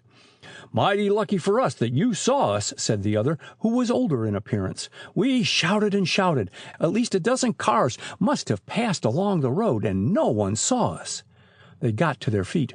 "What happened?" asked Frank. "How on earth do you come to be down here, tied up like this?" "Hold up," said the older man briefly. He looked up toward the road, an anxious expression on his face. "I don't suppose you met a truck along the road somewhere?" The boys shook their heads. "It's gone, then," said the younger man with a gesture of resignation. $6,000 worth of goods. "We'll have to get back to town and report this." "We can take you back," said Frank quickly. "We have motorcycles up on the road." "Fine. Let's hurry." The 2 men started back toward the path at a rapid gait, and the 3 boys hurried along. As they ascended the slope, the plump young chap explained what had happened. "We're truck drivers for the Eastern Importing Company, and we were bringing a load of silk into Bayport," he said. "Right at the top of the embankment we were held up by those 2 men." "How long ago?" "A little over an hour ago. They stepped out of the bushes, each man masked and carrying a revolver. Bill was at the wheel, and I was on the seat beside him. They made him stop the truck, and then they made us get down into the road. When we did that, one of the hold-up men covered us with the revolver while the other tied us up. He made a good job of it, too, I'll tell the world. We couldn't move hand or foot." "How did they get you down onto the beach?" "They rolled us down the embankment. Don't we look it?" The clothes of both men had been badly tattered and torn, while their arms and faces also gave evidence of the bruises and lacerations they had suffered in their descent. "I thought we'd roll clean into the bay," said the other man. "If we had, it would have been all up with us." We'd have been drowned without a chance to save ourselves," his companion agreed. "As it was, we came pretty close to the water's edge, banged and battered from that toboggan slide, and then we just had to lie there until somebody came along and set us free. At first we thought someone would surely see us from the road, but as car after car went by, we began to lose hope. I was afraid it would get dark, and then no one would be able to see us, even if they did chance to look down this way. It wouldn't have been very pleasant staying out on that beach all night." "Did you see where the truck went to?" asked Frank. The men shook their heads. "The hold-up men drove away in it. That's all we know," said one. "It took us a few minutes to recover our senses after the slide down the embankment, and by that time the truck was gone. Whether it went on toward Bayport or turned around, we can't tell," added the other. "It certainly didn't pass in the other direction," said Chet. But Frank was dubious. "We were down in the woods quite a while, remember?" he pointed out. "It might have gone by during that time." They regained the road. "Perhaps we can find the marks of the tires," suggested Joe. Assisted by the two men, the lads searched about in the dust of the roadway, but so many cars had passed in the intervening time that all trace of the truck had been obliterated. "No use searching now," said the driver. "If you lads will get us into Bayport, we'll report the case to the police." They abandoned the quest, and in a short time the party had arrived in the city, Frank and Joe taking the two men as passengers on their motorcycles. At the police station the hold-up was duly reported, and immediately word was flashed to the police in other cities and to officers out in the country. But to no avail. By 9 o'clock that night there had been no report on the missing truck. It had not passed through any of the 3 cities at the other end of the shore road, and Bayport police were positive it had never entered the city. The truck, with its $6,000 cargo, had utterly disappeared. Following clues. This new sensation soon had Bayport by the ears. Although the owners of private cars had been content to leave the matter of their stolen property in the hands of the police, the Eastern Importing Company went a step farther. They not only demanded the fullest official investigation, but they retained Fenton Hardy to take up the case as well. They were by no means resigned to losing a valuable load of silk without a struggle.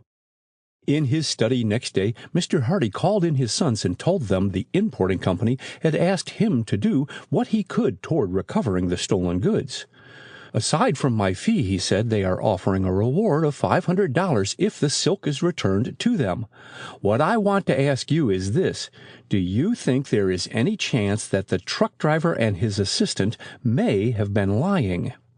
The boys scouted this theory. "I don't think so, Dad," returned Frank. "They told a perfectly straight story.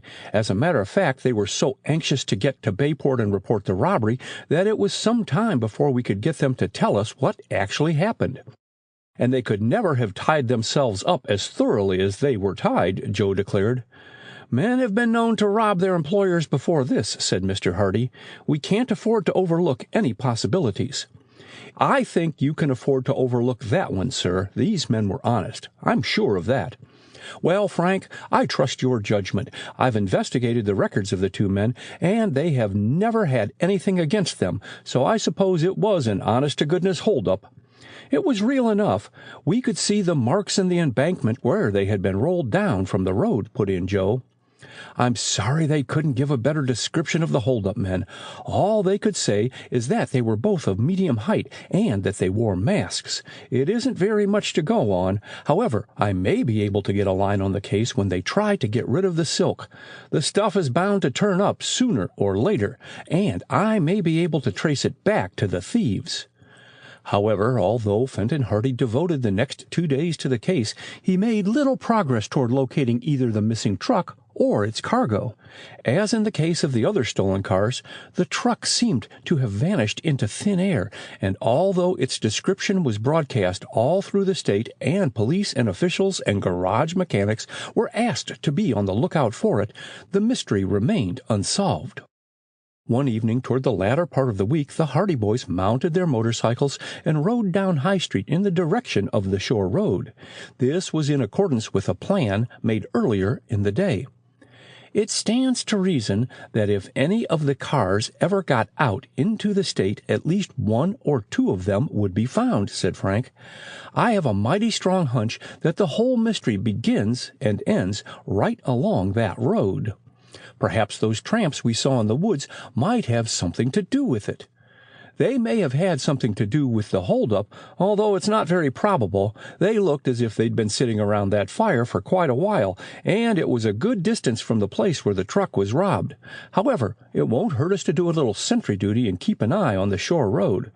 We may have our trouble for nothing, but you never know what will turn up. The lads drove out the road to a point midway between the scene of the truck holdup and the Dodd farm. It was growing dark by the time they drew their motorcycles beneath the shelter of some trees. We might as well wait right here, said Frank, making himself comfortable on the grass. If we see anything suspicious, we can follow it up. In the heavy shade, the boys could not be seen from the road. They talked in whispers. They had no clear idea of what they expected to find, but they were convinced that the shore road hid the mystery of the stolen automobiles, and their experience in previous cases had taught them that patience was often rewarded. A few cars passed by, some bound toward Bayport, others in the opposite direction, but they were obviously pleasure cars, and there was nothing about them to arouse suspicion. Once in a while, through the trees on top of the bluff, the boys could see the twinkling lights of a boat out on Barmet Bay. In the summer night, the silence was only broken by the trilling of frogs in the ditches along the road. Presently, they heard voices. There was no one approaching along the highway, but as the voices grew louder, they appeared to come from a field beyond the fence. At that moment the moon appeared from behind a cloud, and in its ghostly light the Hardy boys distinguished two figures moving toward them in the meadow. Silently the lads crouched in the shadow of the trees, watching. "This is a good night for it," growled one of the men. "It's a good night if we don't get caught." Joe's hand tightened about Frank's arm. "What are you worrying about? We won't get caught. It isn't the first time we've got away with it." "Yes, I know, but somehow I'm nervous tonight. I'm afraid we'll land up in the police court some of these fine days." "If you're scared, go on home. I'll go on alone," said the first man scornfully. "I'm not scared. Who says I'm scared?" "Well, if you're not scared, shut up. I know we're breaking the law, but we've never been caught yet." The men scrambled over the fence. The boys saw that the first fellow was carrying two long poles and that the other carried a bag over his shoulder. "Have you got all the stuff?" "Yes." "We'd better not walk along the road. Somebody's liable to spot us. Keep to the shadow, and then we'll cut down into the woods." The men hastily crossed the road in the moonlight. They were only a few yards away from the boys, but fortunately did not see them. In the dim light the watchers could not distinguish the features of the pair. "There's a path here somewhere, isn't there?" asked one. "Don't you remember it? If it hadn't been for that path the other night, we'd have been nabbed." "That's right. You know this country pretty well." "I should. I've lived around here long enough." About 50 yards away the men turned down toward the woods and vanished in the darkness of the trees. Their voices receded. Frank and Joe scrambled to their feet. "Come on," said Frank in excitement. "We'll follow them." "Do you think they're the thieves?" "I'm sure of it. They're up to some kind of monkey business anyway. We'll find out where they're going." In the soft grass the boys made not a sound as they sped along in the shade of the trees toward the path the two men had taken. They found it without difficulty, a fairly well-defined trail that was quite visible in the moonlight. The lads plunged into the depths of the woods, and there the moonlight did not penetrate. They had to feel their way forward, moving slowly in order to keep their progress silent. After a while they could hear the voices of the two men again, not far ahead. "Go easy," one was saying. "You never know who's likely to be prowling around here these nights. Too many police been nosing around these parts to suit me. We've got to take those chances."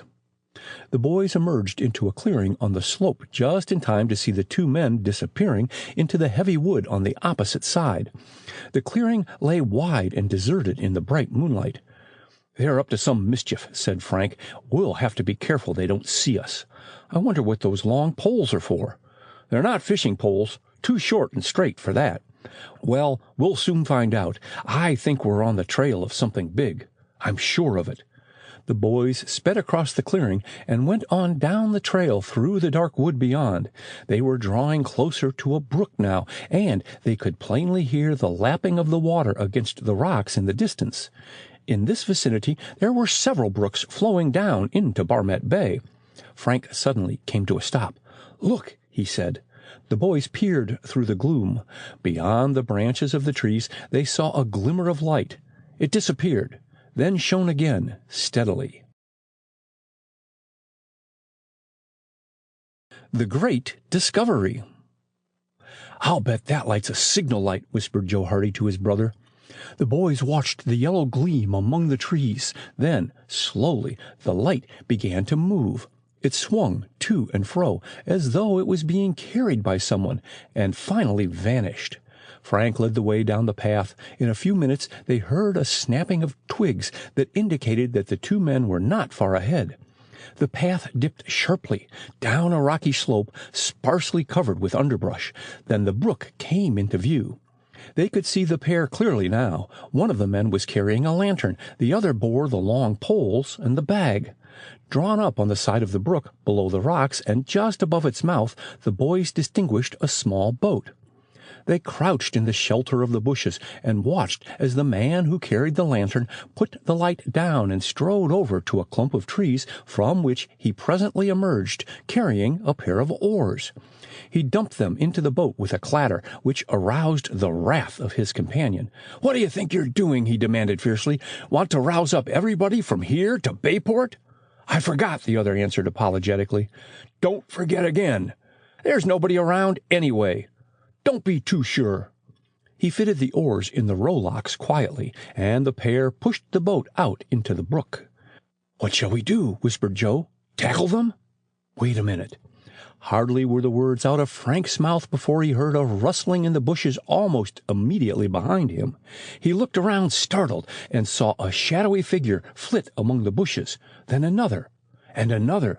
He was so astonished that he almost cried out. Where had these newcomers appeared from? Who were they? The Hardy boys pressed close to the ground as the three figures passed, so close by them that they could almost have reached out and touched them. Not a word was said. The three men made their way silently past, in the direction of the brook. "All right," said one of the men at the boat. "I guess we can start out now." At that instant the three newcomers sprang out from the depth of the brush. There was a wild yell from the man bent over the boat. "Come on, boys," shouted one of the attackers. "We got 'em!" Trembling with excitement, the Hardy boys looked on. They saw the three men close in. One of the fellows at the boat made a dash for liberty, but he was tripped up and flung heavily into the brook. The other fought back, but he was quickly overpowered. The struggle was sharp but brief, and in a few minutes the two men were prisoners and were taken out into the moonlight. "You came once too often, Jed," said one of their captors. "We've been watching for you." "You ain't got anything on us," said Jed. "Oh, yes, we have. Caught you red-handed. Any of your pals around?" "Just the two of us." "Boat, lantern, and everything, eh? You were too sharp for us most of the time, Jed, but we were bound to catch you sooner or later." Greatly puzzled by this dialogue, wondering who the newcomers were, and wondering why Jed and his companion had thus been captured, the Hardy boys rose slightly from their hiding-place to get a better view of proceedings. Just then they heard a heavy footstep in the bushes immediately behind them. They dropped again to the earth, but it was too late. They had been seen. "Who's there?" growled a husky voice, and someone came plunging in through the bushes toward them. Frank got to his feet and scrambled wildly for safety. Joe did likewise. The man behind them gave a loud shout. "Here's some more of 'em," he called. Joe tripped over a root and went sprawling. In the darkness it was almost impossible to see a clear way to safety. Frank paused to help his brother to his feet, and their pursuer was upon them. He seized Frank by the coat collar. One of the other men came crashing through the underbrush. "I've caught 'em," announced their captor. "Two more." The newcomer emerged from a thicket and pounced on Joe. "Good work," he said exultantly. The Hardy boys were hauled roughly out of the bushes and down into the moonlight, where the two captives were being held. "Caught 'em hiding in the bushes," said the man who had discovered them, tightening his grip on Frank's collar. Boys, eh? Said the leader, coming forward and peering closely at them. Since when have you had boys helping you, Jed? The prisoner, called Jed, looked at the Hardy Boys suspiciously. I never saw 'em in my life before, he growled. What are they doing here, then? How should I know? Asked Jed. I tell you, I don't know anything about them. Why were you hiding in those bushes? Demanded the leader of Frank. We were watching those two men, Frank returned promptly, indicating Jed and his companion. Watching them? Helping them, you mean? We don't know yet what they were up to. We were watching the shore road for automobile thieves, and we saw those men going down into the woods, so we followed them. The boys were still completely mystified. Just what errand had brought Jed and the other man to this lonely place at that hour of the night, and just who were their captors, remained a puzzle to them. You didn't come here to spear fish? Spear fish? Exclaimed Frank. Don't be so innocent. You know Jed and this fellow were coming down to spear fish by nightlight, and it's against the law. The whole situation was now clear. Frank and Joe felt supremely foolish. Instead of trailing two automobile thieves, they had merely been following two farmers of the neighborhood who had been engaged in the lawless activity of spearing fish by night. This explained the mysterious conversation and their allusions to fearing capture. The other men were nothing more or less than game wardens. We didn't know, said Frank. We thought perhaps they were the auto thieves. The game wardens began to laugh. You were on the wrong track that time, son, said one. I guess they're all right, Dan. Let them go. The man who had stumbled on them in the bush released Frank reluctantly. They gave me a start, he said, hiding there so quiet. I was sure they were with this other pair. Never saw either one of them before, repeated Jed. Well, if you stand up for them, I guess they're telling the truth. You boys beat it out of here and don't go interfering with our work again. You might have scared these two away if they'd caught sight of you. I wish we had seen 'em, said Jed. We wouldn't be in this mess now. You'd have been caught sooner or later. You've been spearing fish in the brooks and ponds around here for the past 3 weeks, and you know it. You'll stand a fine in police court tomorrow. The Hardy Boys did not wait to hear the rest of the argument. Sheepishly they left the group, thankful to be at liberty again, and retraced their steps up the trail through the wood until they again reached the road. Neither said a word. This inglorious end to the adventure had left them crestfallen. They mounted their motorcycles and drove back to Bayport. The house was in darkness. Quietly they went up the back stairs and gained their bedroom. Spearing fish, said Frank in a disgusted voice as he began to unlace his boots. He glanced at Joe, who was grinning broadly. Then, as they thought of their cautious pursuit of the two fishermen and of their certainty that they had found the automobile thieves at last, they began to laugh. The joke is on us, snickered Joe.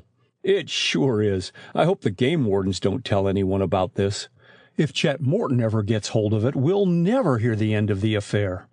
But Chet, who had a way of picking up information in the most unexpected quarters, did hear of it. Fish. One of the game wardens chanced to live near the Morton farm, and as he was on his way into Bayport next morning to give evidence against the two men arrested, he fell in with Chet, and in the course of their conversation chanced to mention the two boys who had so neatly blundered into the trap the previous night.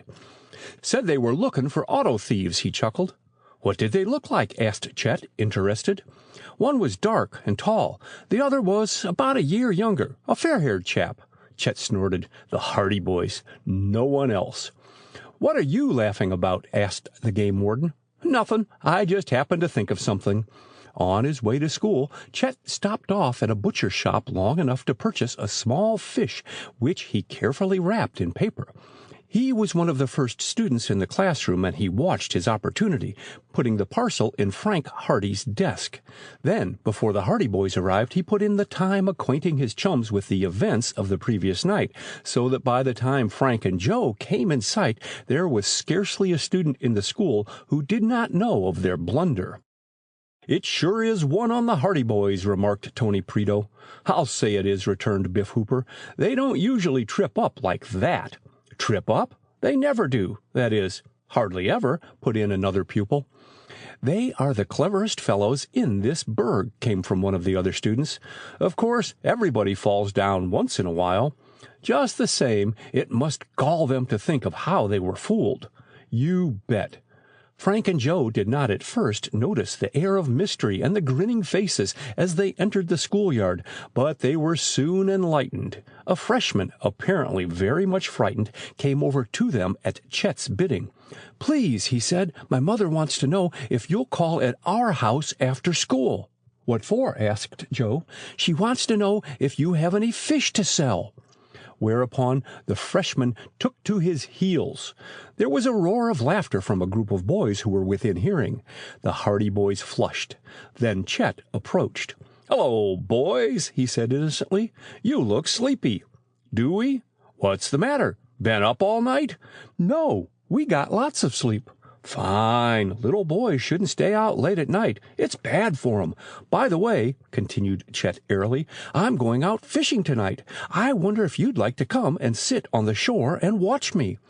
Frank took careful aim with an algebra and hurled it at the jester, but Chet dodged and took to flight, chuckling heartily. "Fish!" shrieked Jerry Gilroy from a point of vantage on the steps. "Fresh fish!" roared Phil Cohen. "Whales for sale! 10 cents a pound!" chimed in Biff Hooper. "How on earth did they hear about it?" gasped Joe. "We're in for it now. Just have to grin and bear it. Let's get into the classroom." Pursued by cries of "Fish!" the Hardy boys hastened into the schoolroom and sat down at their desks, where they took refuge in study, although the bell had not yet rung. Chet came in. "Not in police court this morning?" he asked politely. "I heard you had been arrested for spearing fish last night." "Just you wait," retorted Frank darkly.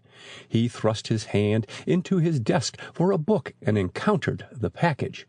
In another moment he would have withdrawn it, but a suspicion of the truth dawned on him. He knew that Chet was a practical joker, and, with a chance like this, almost anything might be expected. So thinking quickly, he left the package where it was and took out a history. By the expression of disappointment on Chet's face, he knew his suspicions had been correct. There were still a few minutes before school opened. "Get him out of the room," whispered Frank to his brother as Chet went over to his own desk. Mystified, Joe obeyed. "Well," he said to their chum, "we can stand a bit of kidding. Come on out and I'll tell you all about it." They went out into the hall. Frank took the package from his desk. The odor was enough. If ever a fish smelled fishy, it was that fish. One stride, and he was over at Chet's desk. In a moment the package was nestling among Chet's books, and Frank was back at his own desk, working busily. The bell rang. The students came into the classroom, Chet among them. He sat down, chuckling at some private jest, and began opening his school bag. Mr. Dowd, the mathematics teacher, entered for the first class of the day. Mr. Dowd was a tall, lean man with very little sense of humor, and Chet Morton was one of his pet aversions. He went up to his desk and looked around, peering through his glasses. "First exercise," he announced. Most of the students had their textbooks in readiness, but Chet usually took his time. Mr. Dowd frowned. "Morton, where is your book?" "Right here, sir," replied Chet cheerfully. He groped in the desk and took out the textbook. With a sickening thud, the package dropped to the floor. Chet's eyes bulged. He recognized it in an instant. A guilty flush spread over his face. "What have you there, Morton?" Nothing, sir." "Don't leave it lying there on the floor. Pick it up." Chet gingerly picked up the package. "Your lunch?" suggested Mr. Dowd. No, sir. I mean, yes, sir." "Just what do you mean? Why are you looking at it with that idiotic expression on your face?" I didn't expect to find it there, sir." "Morton, is this another of your jokes? If so, I wish you'd let us all enjoy it. Do you mind telling us what's in that package?" I'd rather not, sir. It's just a little present." "A little present." Mr. Dowd was convinced by Chet's guilty expression that there was more behind this than appeared on the surface. "Open it this instant." "Please, sir." "Morton." Miserably, Chet obeyed. Before the eyes of his grinning schoolmates, he untied the string, removed the paper, and produced the fish. There was a gasp of amazement from Mr. Dowd and a smothered chuckle from everyone else. "A fish!" exclaimed the master. Yes, sir. What do you mean, Morton, by having a fish in your desk?" I don't know, sir." "You don't know? You don't know where the fish came from?" Chet Morton, for all his jokes, always told the truth. He did know where the fish came from. "Yes, sir," he answered feebly. "Where?" "Hogan's butcher shop." "Did you buy it?" "Yes, sir." "And you brought it to school with you?" "Yes, sir." The master shook his head in resignation. "You are quite beyond me, Morton," he said. "You have done a great many odd things since you've been in this school, but this is the oddest. Bringing a fish to school! Your lunch indeed! Stay in for half an hour after school," Mr. Dowd sniffed, "and throw that fish out." "Yes, sir." Chet departed in disgrace, carrying the fish gingerly by the tail, while his classmates tried to stifle their laughter. Halfway across the hall, the unfortunate Chet met the principal, who spied the fish and demanded explanations. These not being satisfactory, he ordered Chet to write 200 lines of Latin prose. By the time the jester returned to the classroom, after consigning the fish to the janitor, who put it carefully away with a view to taking it home so his wife could fry it for dinner, he was heartily regretting the impulse that had made him stop at the butcher shop. For the rest of the morning he was conscious of the smothered snickers of the Hardy boys and his chums. Just before the recess period, a note flicked onto his desk. He opened it and read, "He laughs best who laughs last." Chet glared and looked back at Frank Hardy, but that youth was innocently engaged in his studies. There was a twinkle in his eye, however, that told better than words just who had written the note. The new car. As days passed and the Shore Road mystery was no nearer solution, police activity was redoubled. Motorists became caustic in their comments, and Chief Collig felt it as a reflection on his force that no clues had been unearthed. The matter, however, was not wholly in the hands of the Bayport force, inasmuch as the Shore Road was beyond Chief Collig's jurisdiction, and the state troopers were also made aware of their responsibility. So, with local police, detectives, and troopers on the case, it seemed that the auto thieves could scarcely hope to evade capture. However, the search was in vain. Not a trace of the missing cars could be found. Even Fenton Hardy had to confess himself baffled. "Looks as if there's a chance for us yet," said Frank Hardy. "Looks to me as if there isn't. How can we hope to catch the auto thieves when everyone else has fallen down on the job?" demanded his brother. "We might be lucky, and anyway, I've had an idea that might be worked out." "What is it? Come with me and I'll show you." Mystified, Joe followed his brother out of the house, and they went down the street in the direction of a well-known local automobile agency. As they walked, Frank explained his plan. At first, Joe was dubious. "It couldn't be done." "Why not? All we need is a little capital, and we have that. Then, if we have nerve enough to go through with the rest of it, we may be lucky enough to trap the thieves." "Too many ifs and maybes to suit me," demurred Joe. "Still, if you think we could get away with it, I'm with you. We may fail, but our money won't be altogether wasted. We've always wanted a car anyway." "That's true. We'll go and look this one over." Arriving at the automobile agency, they were greeted by the manager, who knew them well. "What is it this morning, boys?" he asked with a smile. "Can I sell you a car today?" He meant it as a joke, and he was greatly surprised when Frank answered, "It all depends. We'll buy one if you can make us a good price." "Why, that's fine," said the manager, immediately becoming businesslike. "What would you like to see? One of the new sport models?" "No," replied Joe. "We're in the market for a used car." "We heard you had Judge Keene's old car here," added Frank. "Why, yes, we have. He turned it in and bought a new model. But you wouldn't want that car, boys. It looks like $1 million, but it's all on the surface. I'll be frank with you. Judge Keene said the engine was no good, and I agree with him. It was put out by a new company that went bankrupt about a year later. They put all their money into the bodies of the cars and not very much into the engines. You would be wasting your money." "We want a good-looking car cheap," insisted Frank. "I don't care so much about the engine. It's the looks that count this time." The manager shook his head. "Well," he said, "I suppose you lads like to have a car that'll knock everybody's eye out, and I'm not denying this is a dandy-looking boat, but I won't guarantee its performance. We don't care if the price is right. Where is it?" The manager led the boys to the back of the showrooms where they found a luxurious-looking auto. It looked, so Joe afterwards said, like $1,000,000. With a fresh coat of paint, it would have seemed like a model, straight from the factory. "What do you think of it?" Frank asked his brother. "A peach." "Boys, I hate to see you buy this car," the manager protested. "Take the money and put it in a good standard car that you can depend on. You'll have more trouble running this automobile than the looks are worth. If you weren't friends of mine, I wouldn't waste my time telling you this, for I'm anxious to get this mass of junk off my hands. But your father would never forgive me if he thought I'd stung you boys with a cement mixer like this one." "It's the looks that count with us," said Frank. "How much do you want for it?" "I'll sell it to you for $400. "400!" exclaimed Joe. "Why, that looks like a $3,000 car." "It looks like one, but it isn't," said the manager. "You'll be lucky to drive 1,000 miles in it before the engine gives out." "We won't drive any 1,000 miles in it," Joe remarked mysteriously. "Don't let anyone else have the car, and we'll go and get the money," Frank told the man.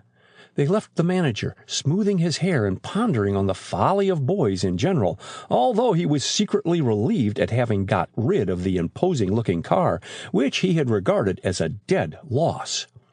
Going directly to the bank, the boys withdrew $400 from their account after cautioning the teller not to mention the matter to their father.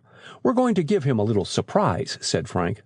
"All right," said the teller, wondering what the boys wanted with such a large sum. "I won't tell him." Back to the agency they went, handed over the money, and drove out in state, Frank at the wheel of their new possession. The car was indeed a splendid-looking vehicle, having excellent lines, good fittings, and a quantity of nickel trimmings that enhanced its luxurious appearance. Frank soon found that the manager had spoken correctly when he said that the value was all on the surface, for the engine began giving trouble before they had driven 2 blocks.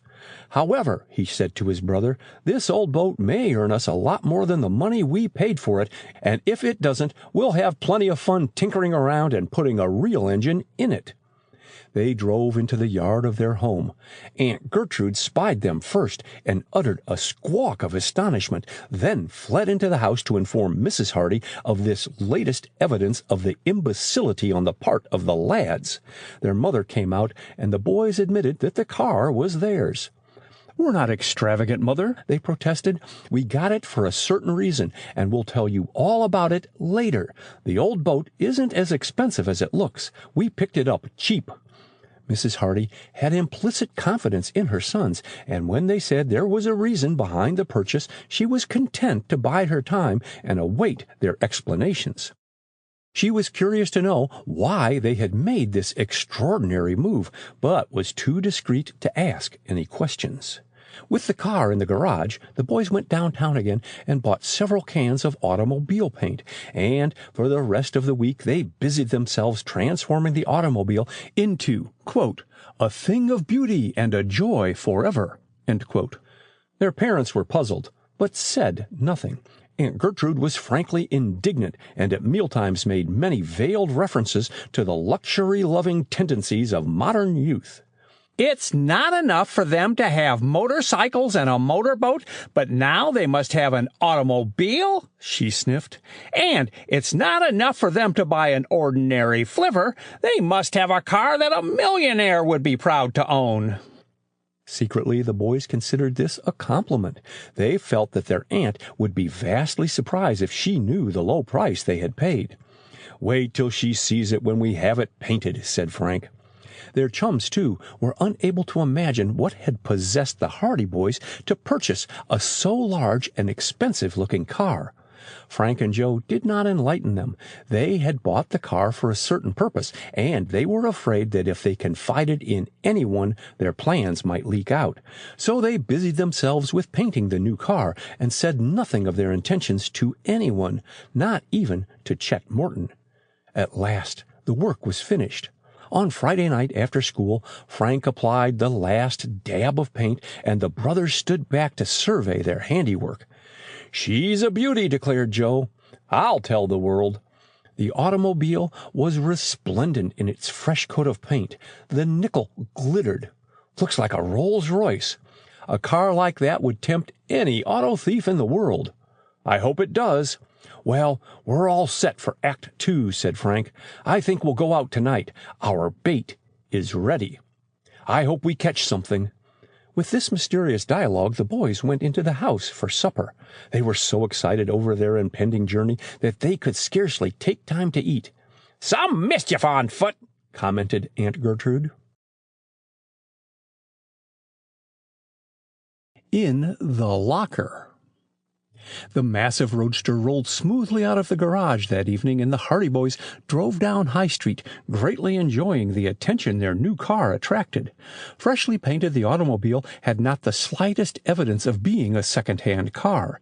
It was long and low-slung, with a high hood, and there was a big locker at the back. The upholstery was in good condition, and the fittings were ornate and handsome. All in all, it was a car to arouse the envy of all their chums, and one that would arouse the covetousness of any auto thief.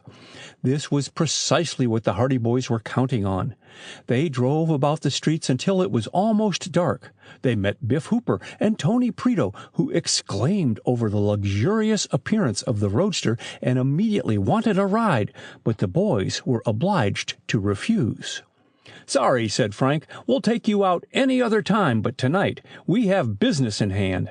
"I'd like to know what it's all about," remarked Biff. "You two have been mighty mysterious about something lately." "Sometime you'll understand," sang out Joe as they drove off. They headed out the shore road. It was getting dark, and the headlights cut a brilliant slash through the gloom. Leaving Bayport behind, the boys drove about 2 miles out until they came to a place where a grassy meadow beside the road provided a favorite parking place for motorists who wished to descend the path leading down through the woods to the beach below. "This is about as good a place as any," said Frank. "Suits me." He drove the car off the road onto the grass. It came to a stop. "Anyone around, Joe?" Joe looked back. "No other cars in sight," he reported a moment later. "Then make it snappy." Anyone observing the roadster at that moment would have seen the two boys clamber out, but in the gloom they would not have seen what followed, for the boys suddenly disappeared. The roadster remained where it was, parked by the road, in solitary magnificence. A few minutes later, an automobile passed by. It belonged to a Bayport merchant, out for an evening drive. He saw the splendid car by the roadside and said to his wife, "Somebody is taking an awful chance. I wouldn't leave a fine-looking automobile like that out here without someone to watch it. I guess the owner is down on the beach. If one of those auto thieves happens along, there'll be another good car listed among the missing." "Well, it's their own lookout," returned his wife. They drove past, but the roadster was not deserted as it seemed. So quickly had the Hardy boys concealed themselves that, even had anyone been watching, it would have been difficult to follow their movements. The roadster, having been built for show, had a large and roomy locker at the back. By experimenting in the privacy of the garage and by clearing this locker of all odds and ends, the boys found it was just large enough to accommodate them both. Here they were hidden. They were not uncomfortable, and the darkness did not bother them, for each was equipped with a small flashlight. "You didn't forget your revolver, did you?" whispered Frank. "No, I have it here," answered his brother. "Have you got yours?" "Ready in case I need it." Although there would seem to be no purpose in spending an evening crouched in the locker of a parked roadster, the Hardy boys had laid definite plans. From the morning they had bought the car, they had perfected the various details of their scheme to capture the auto thieves on the shore road. "Most of the cars have been stolen while they were parked on the shore road," Frank had argued. "It stands to reason that the auto thieves are operating along there. Since the first few scares, not many people have been parking their cars along there, so the thieves have taken to stealing cars in town and to holdups. If we park the roadster, it's 10 chances to 1 the thieves won't be able to resist the temptation." "And we lose a perfectly good car," objected Joe. "We won't lose it because we'll be right in it all the time. The thieves won't be likely to steal it if we're in it. They won't see us. We'll be hiding in the locker." Joe saw the merits of the plan at once. "And they'll kidnap us without knowing it?" he chuckled. "That's the idea. They'll drive the car to wherever they are in the habit of hiding stolen autos, and then we can watch our chance to either round them up then and there, or else steal away and come back with the police." This, then, was the explanation of their mysterious behavior, and as they crouched in the locker, they were agog with expectation. "We'll just have to be patient," whispered Frank, when they had been in hiding for more than half an hour. "We can't expect the fish to bite the minute we put out the bait." Joe settled himself into a more comfortable position. "This is the queerest fishing I've ever done," he mused. It was very quiet. They had no difficulty in breathing, as the locker had a number of air spaces that they had bored in the top and sides, invisible to a casual glance. Once in a while they could hear a car speeding past on the shore road. Minute after minute went by. They were becoming cramped. Presently Joe yawned loud and long. "I guess it's no use," said Frank at last. "We're out of luck tonight." "Can't expect to be lucky the first time," replied his brother philosophically. "We might as well go home." Frank raised the lid of the locker and peeped out. It was quite dark. The shore road was deserted. "Coast is clear," he said. They got quickly out of the locker. They lost no time, for there was a possibility that one of the auto thieves might be in the neighborhood, watching the roadster, and if their trap was discovered, it would be useless to make a second attempt. They got back into the car, Joe taking the wheel this time. He drove the roadster back onto the highway, turned it around, and they set out back for Bayport. Both the lads were disappointed, although they had not yet given up hope. They had been so confident that their plan would be successful that this failure took some of the wind out of their sails, so to speak. "We'll just try again tomorrow night," said Frank. "Perhaps the auto thieves have quit." "Not them. They'll fall for our trap yet. I'm glad we didn't tell any of the fellows. We'll look mighty foolish if it doesn't work." The car sped along the shore road, the headlights casting a brilliant beam of illumination. As they rounded a curve, they caught a glimpse of a dark figure trudging along in the shadow of the trees bordering the ditch. "Wonder who that is," Frank remarked, peering at the man. Joe bore down on the wheel, swinging the car around so that the headlights fell full on the man beside the road. Then he swung the car back into its course again. The fellow had flung up his arm to shield his face from the glare, but he had not been quick enough to hide his features altogether. Frank had recognized him at once. "So," he remarked thoughtfully, "our friend again." "I didn't get a good look at him," Joe said. "Somehow he seemed familiar." "He was. I'd recognize that face anywhere now." "Who was it?"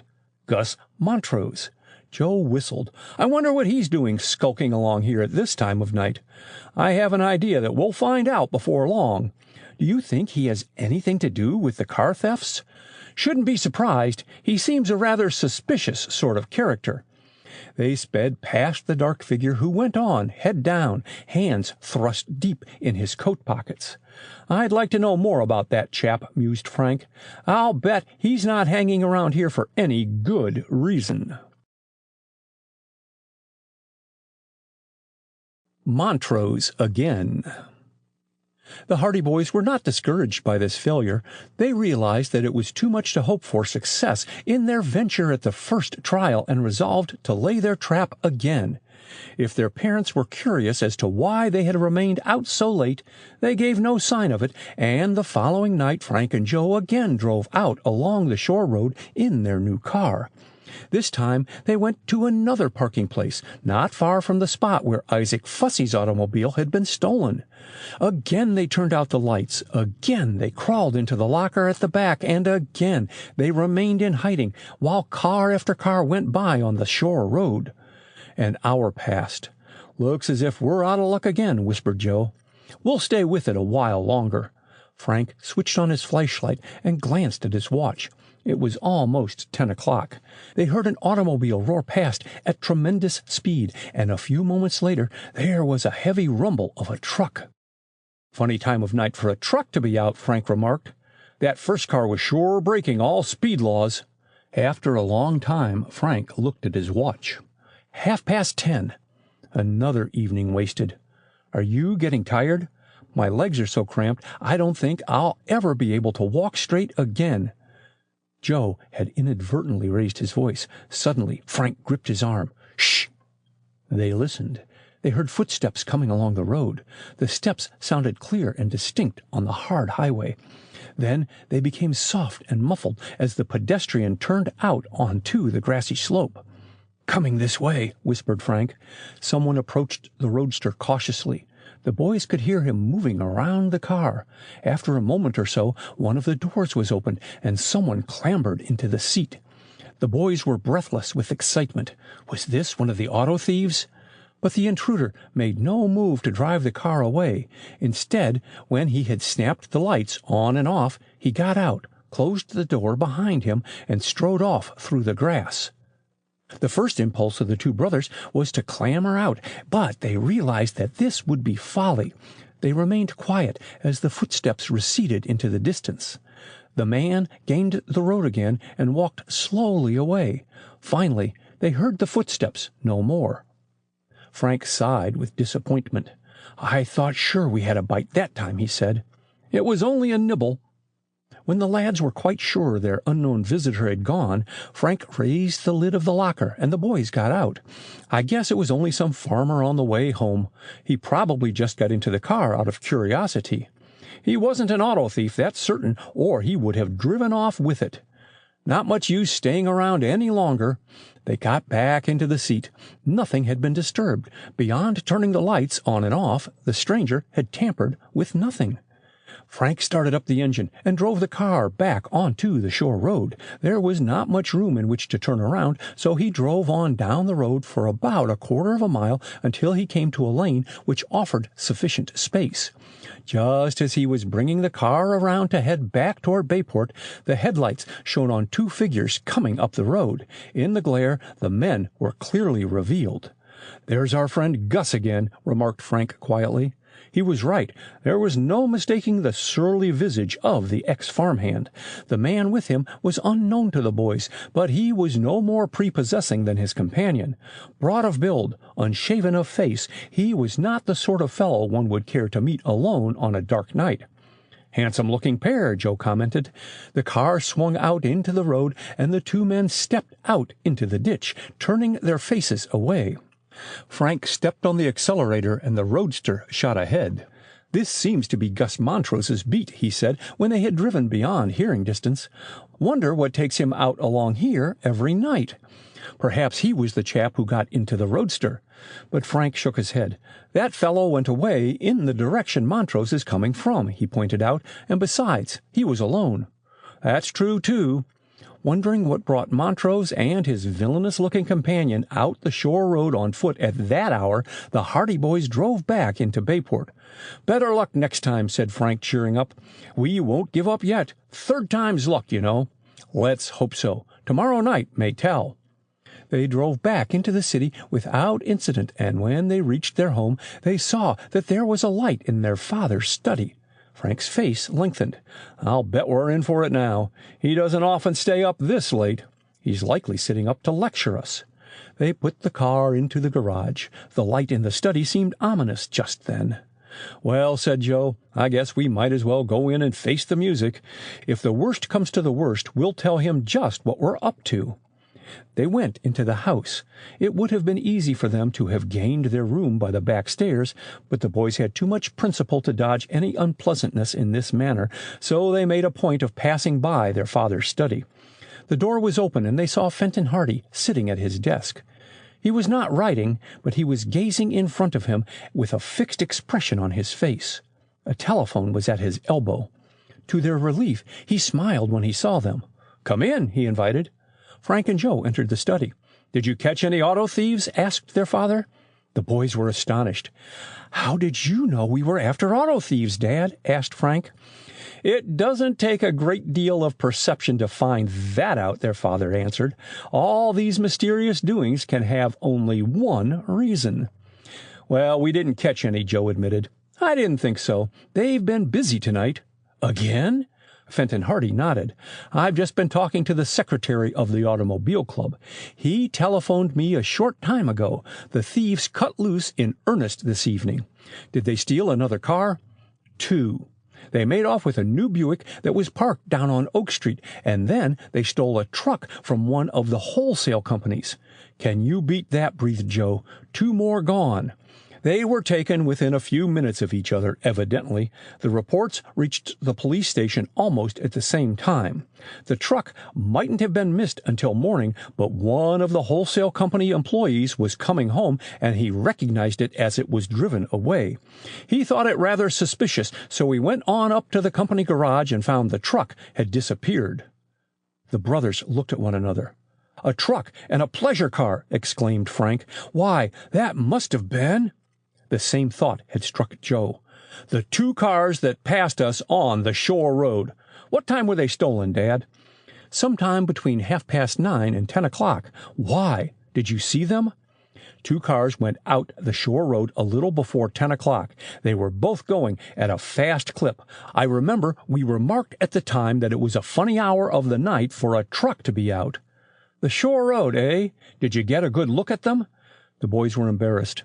"Well, to tell the truth," said Frank hesitatingly, "we didn't exactly see them. We heard them." You didn't see them, but you heard them, and you were on the shore road.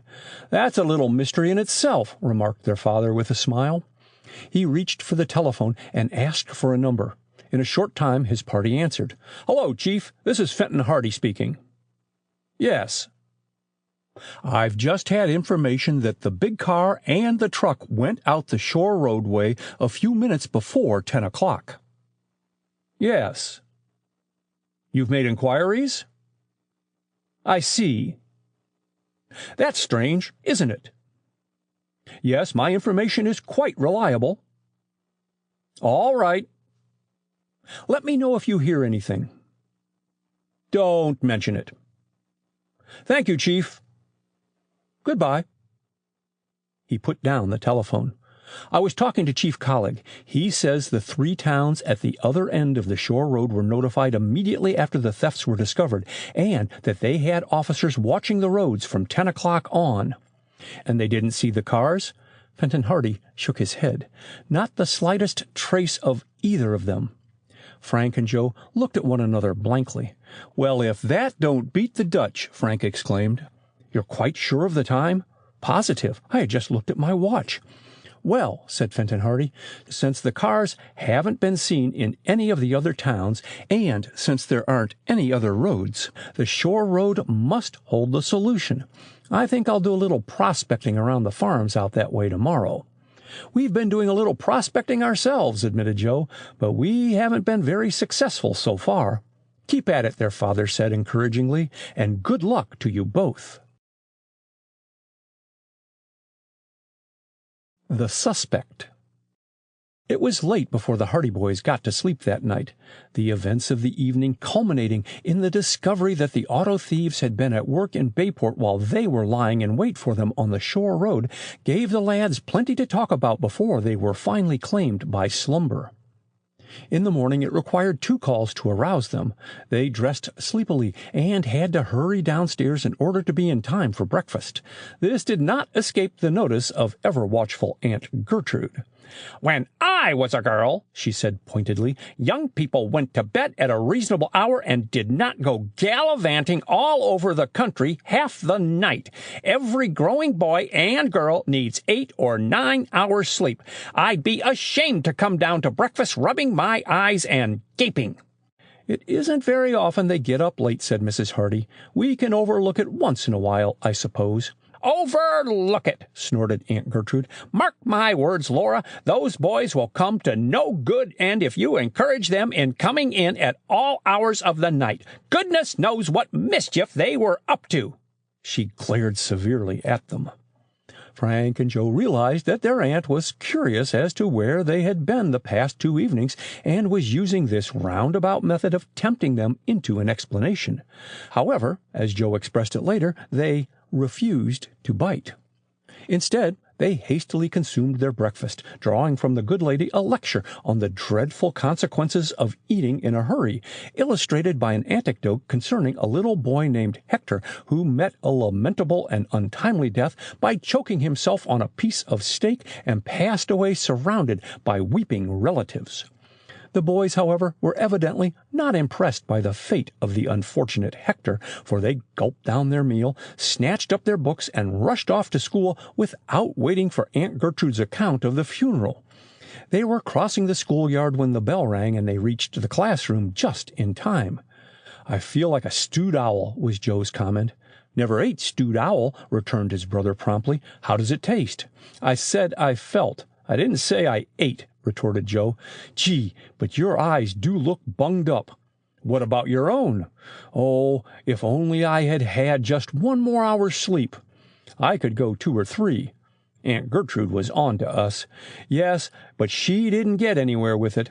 Hope I don't fall asleep over my desk." "Same here." The morning dragged. They were very sleepy. Once or twice Joe yawned openly, and Miss Petty, who taught history, accused him of lack of interest in the proceedings. "You may keep yourself awake by telling us what you know of the Roman system of government under Julius Caesar," she said. Joe got to his feet. He floundered through a more or less acceptable account of Roman government. It was dreary stuff, and Frank, listening to the droning voice, became drowsier and drowsier. His head nodded, and finally he went to sleep altogether and had a vivid dream in which he chased Julius Caesar, attired in a toga and with a laurel wreath on his head, along the shore road in a steamroller. Miss Petty left the Romans and began comparing ancient and modern systems of government, which led her into a discourse on the life of Abraham Lincoln. She was just reaching Lincoln's death when there was a loud snore. Miss Petty looked up. "Who made that noise?" Another snore. Joe dug his brother in the ribs with a ruler, and Frank looked up with an expression of surprise on his face. "Frank Hardy, are you paying attention?" "Yes, ma'am," replied Frank, now wide awake. In his dream he imagined Julius Caesar had turned on him and had poked him in the ribs with a spear. "Do you know who we were talking about?" "Oh, yes, ma'am." "Do you know anything about his death?" "Yes, ma'am," said Frank, under the impression that the lesson still dealt with Caesar. "How did he die?" "He was stabbed." "He was stabbed, was he? Where?" In the Forum." "He was murdered by some of the senators, led by Cassius and Brutus, and Mark Antony made a speech." The class could contain itself no longer. Snickers broke out, and these welled into a wave of laughter in which even Miss Petty was forced to join. Frank looked about in vast surprise. "This," said the teacher, "is an interesting fact about Lincoln. I don't remember having heard of it before. So he was stabbed to death by the senators, and Mark Antony made a speech." I was talking about Caesar, Miss Petty." "And I was talking about Abraham Lincoln. Will you be good enough to stay awake for the remainder of the lesson, Hardy?" Frank looked sheepishly at his book, while Chet Morton doubled up in his seat and gave vent to a series of explosive chuckles that soon brought the teacher's attention to him, and he was required to recite the Gettysburg Address, stalling completely before he had gone a dozen words. By the time the teacher had finished her comments on his poor memory, Chet had other things to occupy his mind. Frank and Joe were wide awake for the rest of the morning. After lunch, they were on their way back to school, resolving to cut out the late hours so as not to risk a repetition of the ridicule they had suffered that morning when Frank suddenly caught sight of a familiar figure not far ahead. "Why, there's Gus Montrose again," he said. "Wonder what he's doing in town." "Let's trail him," Joe suggested. "Good idea. We'll find out what he does with his time." The former hired man of the Dodds was shambling down the street at a lazy gait, apparently wrapped up in his own concerns. Frank and Joe followed at a respectful distance. When Montrose reached a busy corner, he turned down a side street, and here his demeanor changed. His shoulders were straighter and his step more purposeful. Taking the opposite side of the street, the boys strolled along, keeping well behind Montrose, but not letting him out of sight. They followed him for about 2 blocks, and then, leaning against a telegraph pole at the next corner, they saw Montrose's companion of the previous night. He looked up as Montrose approached, and then the pair met and joined in earnest conversation. There was something peculiarly furtive about the 2 men. Not wishing to be observed, the Hardy boys stepped into a soft drink place nearby and bought some ginger ale, which they drank in the store, keeping an eye on the pair across the street through the window. Finally, Montrose's companion moved slowly away, and Montrose himself shambled across the road. He was lost to sight for a moment. "We'll trail him a little while longer," said Frank.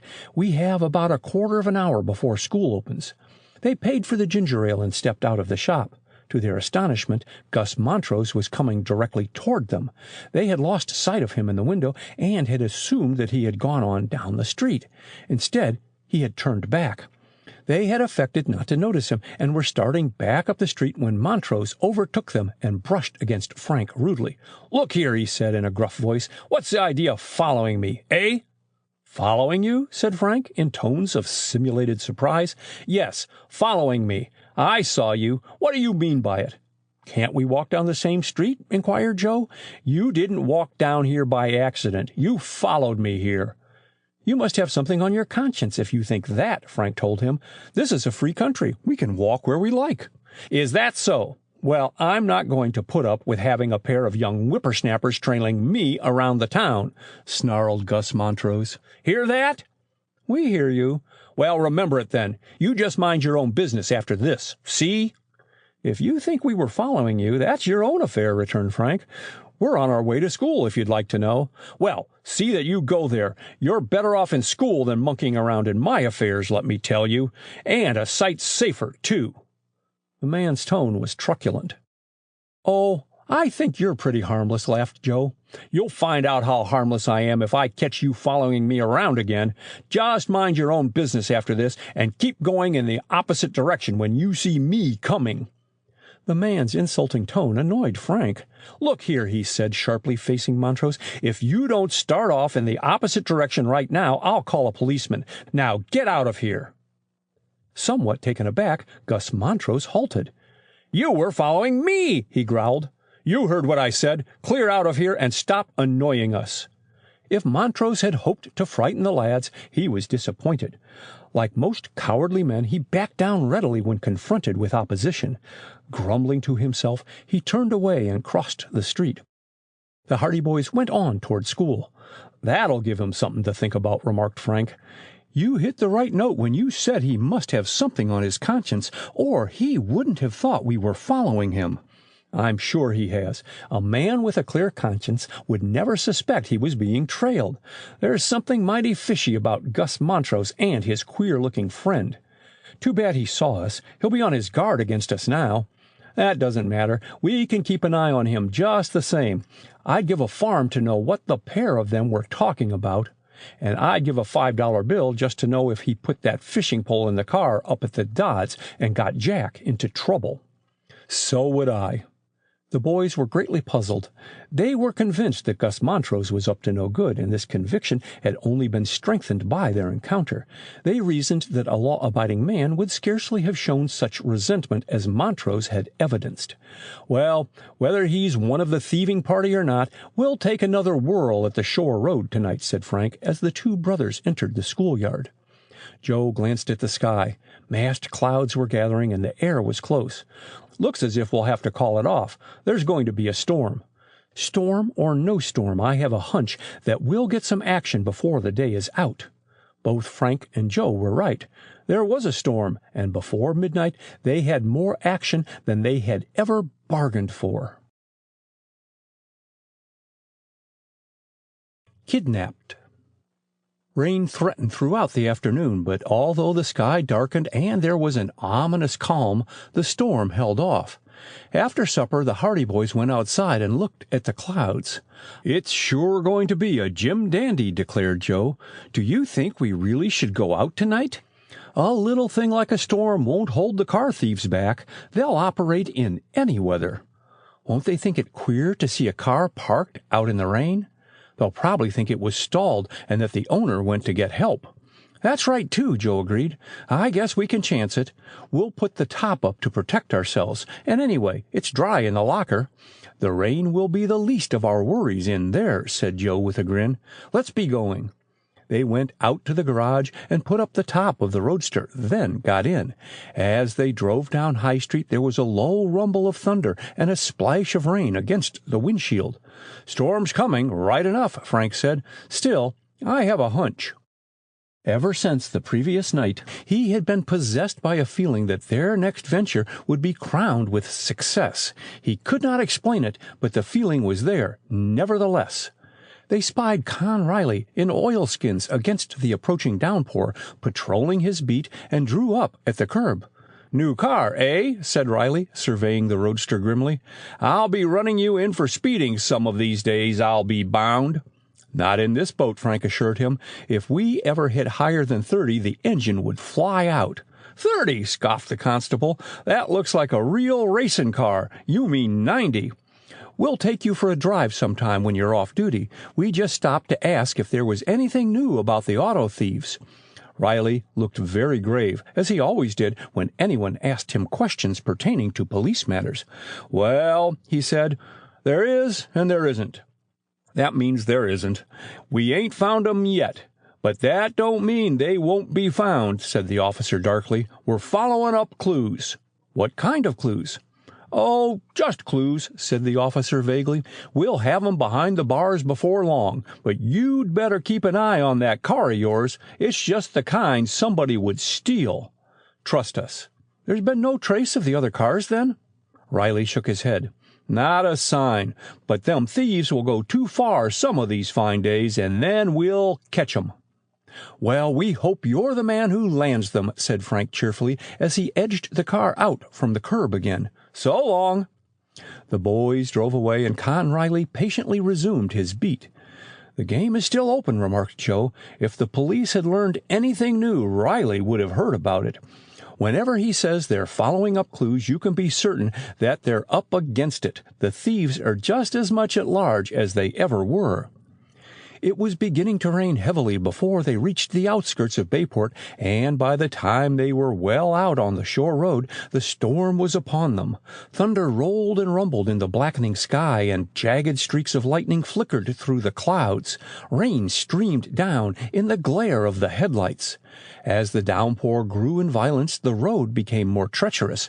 Without chains, the rear wheels of the car skidded and slithered on the greasy surface. One of the numerous defects of the roadster's mechanism was a loose steering wheel. Under ordinary circumstances, it gave little trouble, but on this treacherous road, Frank experienced difficulty in keeping the car on its course. Just outside Bayport was a steep hill dipping to the bluffs that overhung the bay. Under the influence of the rain, the sloping road had become wet and sticky, and as the roadster began the descent, Frank knew he was in for trouble. The car skidded wildly, and the faulty brakes did not readily respond. Once the nose of the roadster appeared to be heading directly toward the steep bluff, where only a narrow ledge separated the boys from a terrible plunge onto the rocks of the beach below. Joe gave a gasp of apprehension, but Frank bore down on the wheel and managed to swing the car back onto the road again in the nick of time. But the danger was not over. The car was tobogganing down the slope as though entirely out of control. The rear wheels skidded crazily, and several times the car was almost directly across the road, sliding sideways, and when it did regain the ruts, it shot ahead with breathtaking speed. Almost any second the boys expected the roadster would leave the slippery clay and either shoot across the ledge into space or crash into the rocky wall at the left. Somehow luck was with them. Luck and Frank's quick work at the unreliable wheel saved them from disaster. The car gained the level ground, settled into the ruts, and went speeding on at a more reasonable rate. The lads now breathed more easily. "Looked like our finish that time," observed Joe. "I'll say it did. I wouldn't have given a nickel for our chances when we were about halfway down the hill." "Well, a miss is as good as a mile. We're still alive. And the old boat is still rolling along. When we get back, I'm going to have that steering wheel fixed. It very nearly cost us our lives." On through the storm the Hardy boys drove until at last they reached the place where they had parked on the previous night.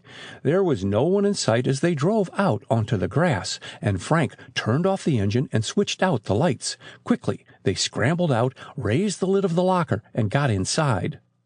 The locker was warm and dry. The boys were comfortable enough, aside from being somewhat cramped, and they could hear the rain roaring down on the top of the roadster as the storm grew in violence. Warned by their former experience, the boys had made themselves more comfortable than they had previously been. On the floor of the locker they had spread a soft rug, and they had also supplied themselves with 2 small but comfortable pillows. "I'm not going to wear out my knees and elbows," Frank had said. "The last time we were out, my left elbow was black and blue." "We'll fix it up as comfortable as a bed," Joe had answered. In addition to the rug and pillows, the boys had brought along a small box of fancy crackers and also a bottle of cold water, for hiding in the locker for hours had made them both hungry and thirsty. "I could eat a few crackers right now," remarked Joe, shortly after they had settled down to their vigil. "Same here," answered his brother. "Pass the box over." Each lad had several crackers and followed them with a swallow of water. As they munched the crackers, the thunder rolled and rolled in the distance, and they could see an occasional flash of lightning through a crack of the locker door. "It sure is a dirty night," Frank whispered as they crouched in the darkness of their voluntary prison. "Even for auto thieves." Thunder rolled and grumbled, and the rain poured down in drenching torrents. They could hear the beating of the surf on the distant shore of Barmet Bay far below. Minutes passed, with only the monotonous roar of the storm. "What is the time?" asked Joe finally. Frank switched on the flashlight and glanced at his watch. 9:30. "Time enough yet." They settled down to wait. Scarcely 5 minutes had passed before they heard a new sound above the clamor of the rain and wind. Someone stepped up on the running board of the roadster, flung open the door, and sat down behind the wheel. The boys had not heard the intruder's approach owing to the noise of the storm, and they sat up, startled. The newcomer lost no time. In a moment the engine roared, and then the car started forward with a jerk. It lurched across the grassy ground, then climbed up onto the shore road. Back in the locker the boys were bounced and jolted against one another. They did not mind this, for there was wild joy in their hearts. At last their patient vigil had been rewarded. "Kidnapped," whispered Frank exultantly. Once on the road, the car set off at rapidly increasing speed through the storm. The man at the wheel was evidently an expert driver, for he got every ounce of power the engine was capable of and held the roadster to the highway. The roar of the motor could be heard high above the drumming of the rain. In the darkness of the locker, the boys sat tight, not knowing where the car was going, not knowing how long this wild journey might last. They kept alert for any turns from the shore road, realizing that they might have to find their way back by memory. For about 5 minutes the car held to the shore road, then suddenly swerved to the right. Neither of the boys had any recollection of a side road in this part of the country, and they were immediately surprised. However, by the violent lurching and jolting of the roadster, they were soon aware that they were on no traveled thoroughfare, and that they were descending a slope over rough ground. There was a loud swishing of branches and the sharp snapping of twigs that indicated the roadster was passing through the woods. The man at the wheel was driving more carefully now that he was off the shore road and comparatively safe from observation. He was evidently following a road of sorts, although the car swerved and jolted unmercifully, but at length he came to even more precarious ground. The rear of the roadster went high in the air and came down with a crash. Frank and Joe were flung violently to the bottom of the locker, and Frank felt a most stunning blow on the head. Thud! Another terrific jolt. The car pitched and tossed like a ship in a storm. Bang! A tire had blown out, but this did not appear to worry the driver. The car canted far over on one side, lurched forward, and then came down on all 4 wheels with a terrific impact. The boys were badly shaken up. They tried to brace themselves against the sides of the locker, but this was of little use as the roadster's bumpy and erratic progress inevitably dislodged them. They were thrown against one another, bounced from side to side, bruised and battered. It was apparent to them that the roadster was being driven over some rocks, not the boulders of the beach, but over a rocky section of ground where there was no road. They shielded their heads with their arms as well as they could to prevent themselves from being knocked senseless against the sides of the locker. The speed of the car slackened. Then they felt a long series of short, sharp bumps, as though the car were being driven over pebbles. Stones banged against the mudguards. "We're on the beach," reflected Frank. They did not suffer the jouncing and jolting that had given them such discomfort a short time previously. The car traveled along the beach for a short distance, then turned to the left and ran quietly and smoothly over what the boys judged to be a stretch of sand. It then began to climb. The ascent flung the lads against the back of the locker. It was of short duration, however. The roadster came to level ground again, then rattled and rumbled on over an uneven surface. The boys noticed a peculiar, hollow sound. The roar of the motor seemed to be echoing from all sides. The car had slowed down, and at last it came to a stop. Battered and bruised, the lads crouched in their hiding place, wondering what would happen next. They could hear the driver scrambling out of the front seat. Then there was a voice. "That you, Alex?" "Yep." "What have you got?" "Big roadster." "The one we were talking about?" "You bet." Other voices followed, voices that echoed and re-echoed. Then footsteps clattered on the rock. "A beauty!" exclaimed someone. "Have any trouble?"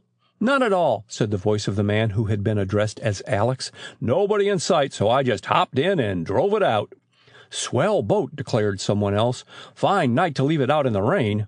"That's what I thought," said Alex. "So I drove it in out of the wet." There was a general laugh. From the number of voices, the lads judged that there were at least 3 or 4 men standing near the big car. "Wonder who owns it," said one of the several men. "I don't know who did own it, but I know that we own it now," answered Alex promptly. "What do we do? Leave it here?" "There isn't room inside. Might as well leave it." "I guess nobody will come along and steal it," remarked Alex, who was evidently the wit of the party, for another burst of laughter greeted his words. "Want to look the car over?" he asked. "Oh, it looks good enough from here."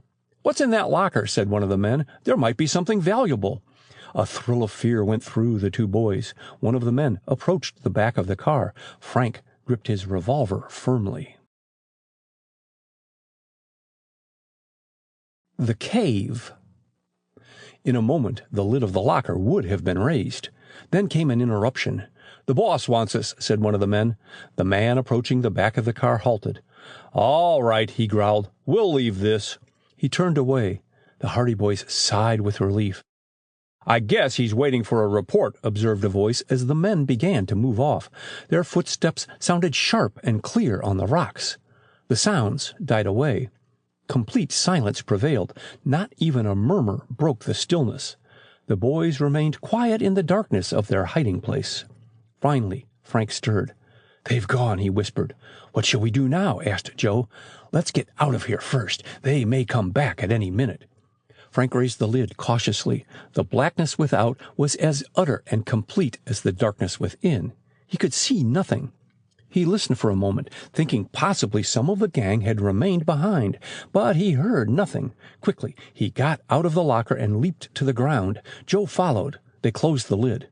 "Boy, I thought it was all up with us," whispered Joe. "When he came over to open the locker, my heart was thumping so loudly I was sure he could hear it." "Me too. Well, we can thank their boss, whoever he is.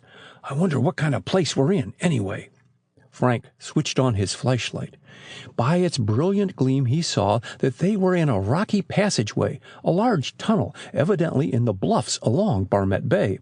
It was wide enough to accommodate the roadster, but did not offer a great deal of leeway on either side.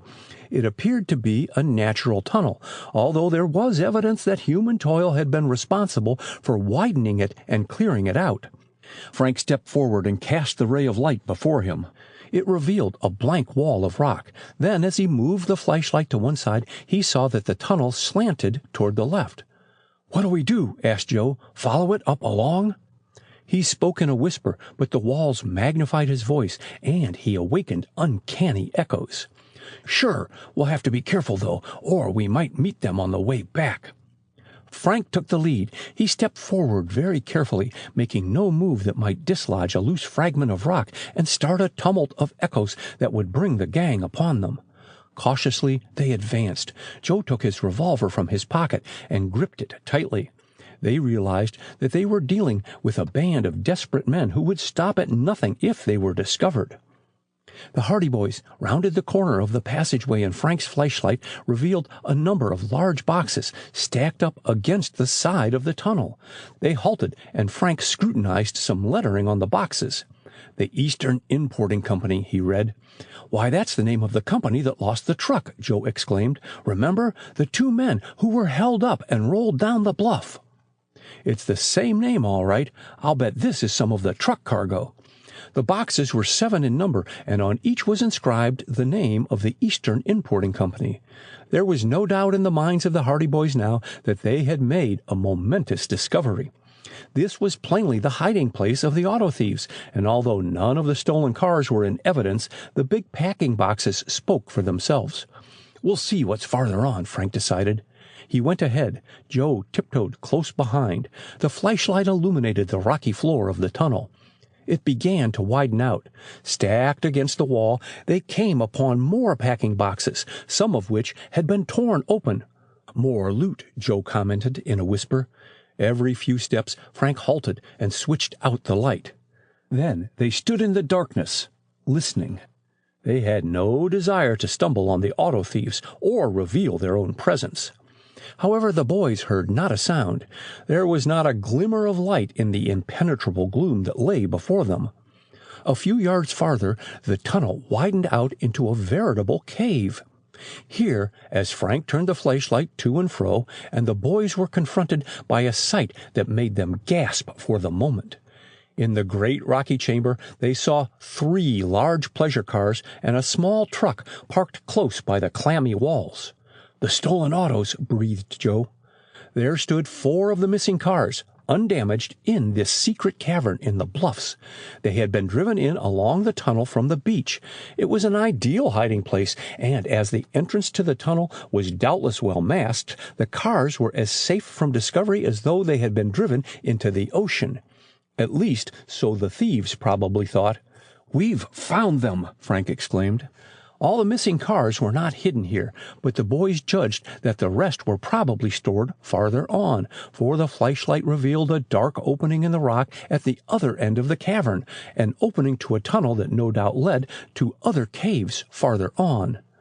The Hardy Boys knew that the shore road bluffs in certain places contained caves and passages, some of which had never been entered, although, like most Bayport boys, they had done a certain amount of exploring along the beach. They had never heard of the existence of this underground labyrinth. It seemed strange to them that so elaborate a series of caves had never been explored, and their existence was comparatively unknown. "Wait until Bayport hears of this," Joe said. "Let's get out of here and hurry back to town." "I suppose we should," Frank admitted. "I'd like to know where those men went. If we go any farther, they may catch us, and then we'd be out of luck. But if we start back to town, we'll have to walk, and they might all clear out in the meantime. It would be a few hours before we could get back here with the police." "We'd have the satisfaction of recovering the cars anyway," Joe pointed out. "I believe in playing safe." "I'd like the satisfaction of rounding up this gang as well." Frank advanced toward the opening at the far side of the cave. "I think I'll just poke along in here a little way and see where it leads," he said. Joe was dubious. He was of a more cautious nature than his brother, and was satisfied to let well enough alone.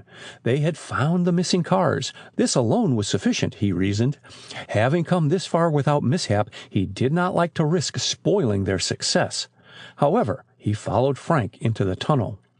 It was narrower than the one which had led them to the cave, and its sides were rocky and uneven, while the roof was low. It was quite evident that none of the cars could have been driven through this narrow space, and as the boys went on they found that the roof was lower and the walls even closer together. Finally, the flashlight showed them that it was almost impossible to continue, as projecting rocks jutted out, and there was just enough space to admit passage of one person. Beyond that, the tunnel seemed to close altogether. "Guess this is a blind alley," said Frank. "We may as well turn back." He handed the flashlight to Joe, who led the way on the return trip through the tunnel. Suddenly there was an uproar immediately ahead, a clamorous, deafening crash. The boys jumped with astonishment. In the darkness of the subterranean cavern, their nerves had been keyed up to a high pitch, and this tremendous clatter was so unexpected in the dead silence that had surrounded them that they were almost paralyzed with momentary fright. There followed a rattling and bumping of rocks, and then silence once more. "What was that?" exclaimed Joe, recovering from his scare. "Sounded to me like a fall of rock." Frank's voice was shaky, for he had a suspicion of what had actually happened. "It seemed mighty close. That's what I'm afraid of. It may have blocked up the tunnel." Hastily the boys went forward. In a few moments the flashlight revealed a sight at which their hearts sank. The passage before them was completely closed up. Great boulders, ledges of rock, and a heavy downpouring of earth formed an apparently impenetrable barrier ahead. A loose stone, no doubt dislodged when they went by a short time before, had given way and had brought down this miniature avalanche from the roof and sides of the tunnel. "We're trapped," Frank exclaimed. The Auto Thieves. The cave-in had imprisoned the Hardy Boys. The flashlight revealed not a single opening. The tunnel was blocked up, and for all the boys knew, the barrier continued right to the outer cave. "Now we're in for it," remarked Joe dubiously. The boys realized that there was nothing to be gained by shouting for help, even if their cries were heard, which would be unlikely with that solid mass of rock before them. It would only bring the auto thieves upon them.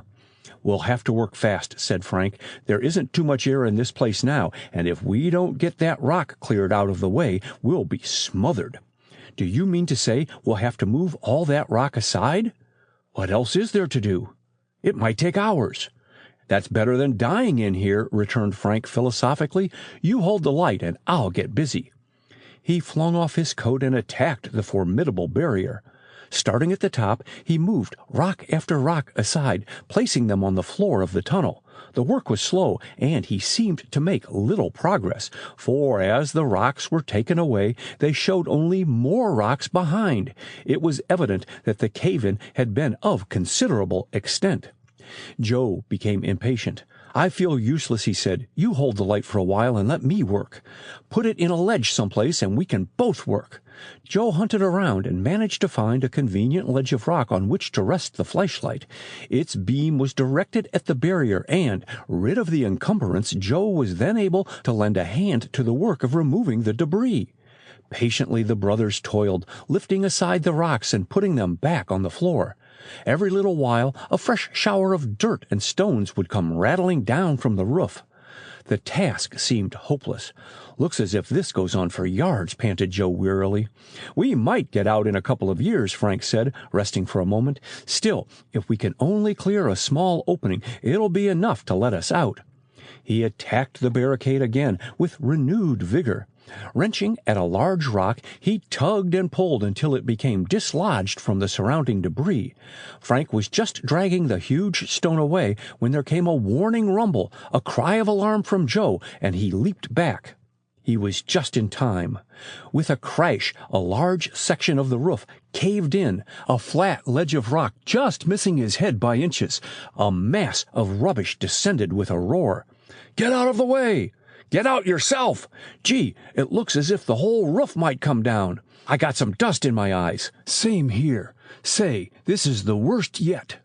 "Humph, we'll be lucky if we're not buried alive." Much crestfallen, the boys bumped into each other, rubbing their eyes and clearing their throats of the dry dust that had come down with the rocks. Then they gazed at each other in dismay, and not without reason. All the boys' work was undone. The barrier was now larger than it had ever been. "That fixes it," said Frank gloomily. The ledge of rock that had given way was of such extent that it was impossible for anyone to move it. Their path was completely blocked. No use working on that any more. Frank sat down on a rock, regarding the impassable heap. "Buried alive," he remarked at last. "No one will ever find us here." The boys realized the gravity of their plight. No one knew they were in the tunnel. No one had seen them enter. If they perished here, their bodies might never be recovered. "Think we ought to start calling?" asked Joe hopefully. "Looks as if we'll have to do something. Perhaps if we do call, the men won't hear us. How about going back along the tunnel? There was still a sort of opening, you remember? It's our only chance." Frank had little hope that the tunnel had another outlet. However, he grabbed up the flashlight and the boys picked their way back along the rocky passage.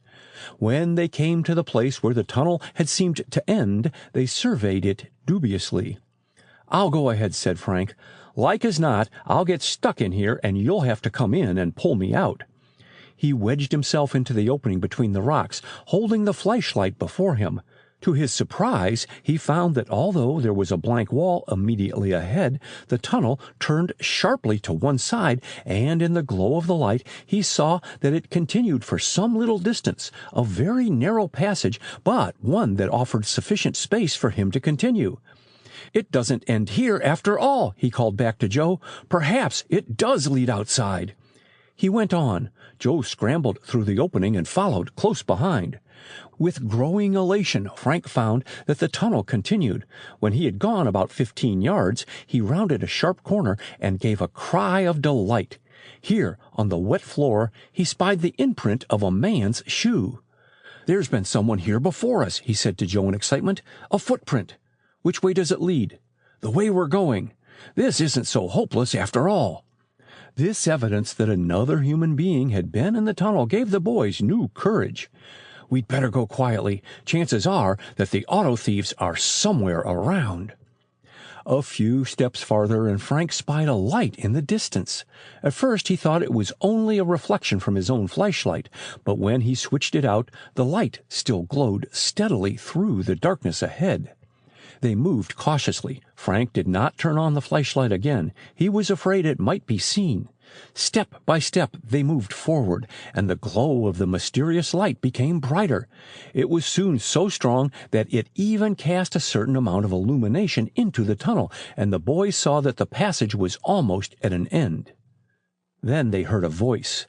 They could not distinguish the words, but they could hear someone talking in a quick, rasping tone. Then another voice interrupted. Frank laid a warning hand on his brother's sleeve. "Quiet does it," he warned. They crept forward. The tunnel evidently opened into another cave. Edging ahead as close to the entrance of the passage as they dared, the boys saw that the light was from a huge lamp. It was not turned toward them, or the tunnel would have been bathed in a strong glare, and they would have been seen. But it cast a strong radiance over a small cave in which half a dozen men were sitting. The cavern was bare, but there were boxes scattered about on the rocky floor, and these provided makeshift seats. The lads caught only a glimpse of the eerie scene, the shadowy figures, and then they drew back, for two of the men were facing them, and for a moment they thought the fellows could not have failed to see them. However, the glare of the immense lamp evidently blinded them to anything beyond, for they did not move. A gruff voice spoke. "Well, we can run that big touring car out tonight. Clancy says he can do the repainting tomorrow, and we can get rid of it in a day or so if everything goes well. He took his time about selling that coupe. There was a hitch somewhere. He thought the Dicks were watching his place, so he had to lay low for a few days. Well, I guess it's all right. I don't blame him for not taking any more chances than he has to." "Rats," said someone else. "He's taking no chances. We've got away with everything fine so far, and the cops haven't suspected any of us yet." "Clancy's different," said the man with the gruff voice. "He's at the selling end, and that's where the danger lies. There's no trouble to steal these boats. The Dicks don't try to trace 'em from that end, for they know there isn't much use. They watch until we try to get rid of 'em. Clancy's smart. He even burns out the engine numbers. When one of those cars leaves his hands, even the owner wouldn't recognize it if you took him for a ride in it. We've been making out all right so far, but we can't get too bold. The whole countryside is stirred up, and the farther we go, the more chances we're taking. That's true. Just the same, we're about as safe here as anyone can be. Nobody knows about these caves. Lucky break for us that they don't. If I didn't know about them, I could walk up and down that beach for a month of Sundays and never spot an opening." That's a nice-looking roadster you landed tonight. It's been parked out on the shore road for 2 nights past. It seemed a shame to neglect a nice boat that way, so I took it in. What would anybody park a car out there for on a night like this? Wasn't there anybody around? Not a soul. Maybe the driver was out fishing and got caught in the rain and didn't get back. Or he might have had engine trouble. It ran for you, didn't it?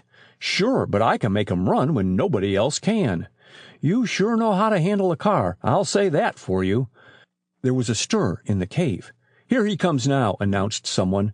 Then the boys heard a familiar voice, a voice that sent a thrill of excitement through them.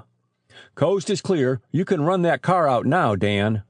It was the voice of Gus Montrose. Captured. Tensely, the Hardy boys crouched in the tunnel as they heard the voice of the Dodds' former hired man. It's a dirty night out, he was saying. You're welcome to the trip, Dan. Still raining? Pouring. I'm soaked to the skin, grumbled Montrose. It's no fun plowing down through that gully. Well, you won't have much more to do tonight, said one of the men placatingly. We landed a fine roadster while you were out. The one I was telling you about? The same. Seems funny about that car being parked on the shore road 3 nights in a row. I saw it there the other evening and passed it up. Then last night I got in and would have driven it away, only I couldn't get it started. Different kind of car than any I've ever been in. I went out and found Sam, and we were turning back when we ran right into the car turning around in a lane. Didn't see who was in it, did you? No, the headlights shone right in our eyes. Seemed like a couple of young fellows. If they had been a little slower, we'd have had the car. Well, we have it now. They'll wish they wasn't so smart leaving it out in the rain that way. Nice wet walk they'll have if they live in Bayport, laughed Gus Montrose shortly. I know who I wish owned it. Your little friends? Those brats of Hardy boys, returned Gus, followed me for about 3 blocks today when I went uptown to meet Sam. What was the big idea? They kid themselves that they're a couple of amateur detectives, rasped Montrose. Just because they've been luck in a couple of cases, they think they're going to go spying on everybody. What made 'em spy on you? How should I know? I guess Dodd must have put them up to it. They don't figure you're mixed up with these missing cars, do they? How could they? Nobody has anything on me, bragged Gus. But I told them a few things anyway. I told them to lay off following me, or they'd get something they wasn't looking for. What did they say?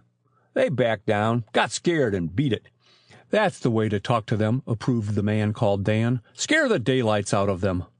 Speaking of daylight, it'll be daylight before you reach Atlantic City with that car if you don't hurry up. All right, I'll start moving, Dan growled.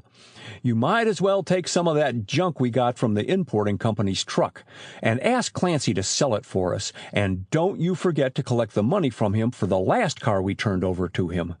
I won't forget. Some of you guys had better come along and load a couple of those boxes for me. There was a heavy tramping of feet that indicated the men were leaving the cave. The Hardy boys could hear their receding footsteps and the diminished voices. Finally the cave was in silence. Frank peeped out of the tunnel. "They've gone," he whispered. "Are you going in?" questioned Joe. "Sure. There's no one around." He stepped out onto the rocky floor with Joe at his heels. The cave was not as large as the one in which the cars were stored, but from the boxes scattered around and from a litter of empty cigarette packages, burnt matches, old clothes, and other things lying about, it was clearly the meeting place of the gang. "Well, we've found the auto thieves all right. The next thing is to trap them." "We can't do it alone, that's certain," said Joe. "I think we ought to get out of here as quickly as we can." "There's probably only one opening to this place," answered Frank, flashing the light about the walls. It fell on a dark opening through which the thieves had departed. There was no other passage apparent beyond the one through which the boys had entered. "Not much use going after them. They're probably all out in the cave where the cars are kept," remarked Joe. "We'll just have to watch our chance." "Let's take a look around here," remarked Frank after a minute of silence. "We'll have to be careful. They may come back and catch us," answered his brother. "We'll watch out for that." With caution, the boys began to look around them. "Look!" cried Frank in a low tone. He bent down and from the rocky floor picked up a big bunch of keys. "Auto keys," came from Joe. "Yes, and all different. I suppose they have all the keys necessary to unlock any car." "More than likely." Near the keys they found a dark coat and a cap. "I guess the keys dropped out of that coat," remarked Frank. "Looks like it." Joe's gaze traveled to a spot back of the coat. "Look, a wig!" he exclaimed. "That shows they go out disguised." "It sure does. Say, we're getting to the bottom of this mystery." "I hope so." The boys explored the underground chamber, but found nothing of further interest. "So we were right after all," Frank said. "Gus Montrose is mixed up with the auto thieves. He probably discovered these caves in the first place and saw how they could be used for concealing stolen goods. Perhaps this place was used by smugglers long ago." "Probably. They are natural caves, and it's easily seen that they've been used for a long time. Some of the tunnels look as if they'd been blasted out to widen them. We're certainly lucky to have found their hiding place, for we'd never have found it unless we'd been brought here. From their talk, they evidently drive the cars to Atlantic City from here. Must have a secret road of some kind, or they'd never get through. Montrose spoke of coming through a gully. There is a gully near the Dodd farm. Now that I come to think of it, I believe there's an abandoned road through it. The place has been overgrown with brush for the past 5 years, though. Perhaps they cleared it out. The road used to lead out to one of the private right-of-way roads in the back township. Since the shore road was extended, it's never been used.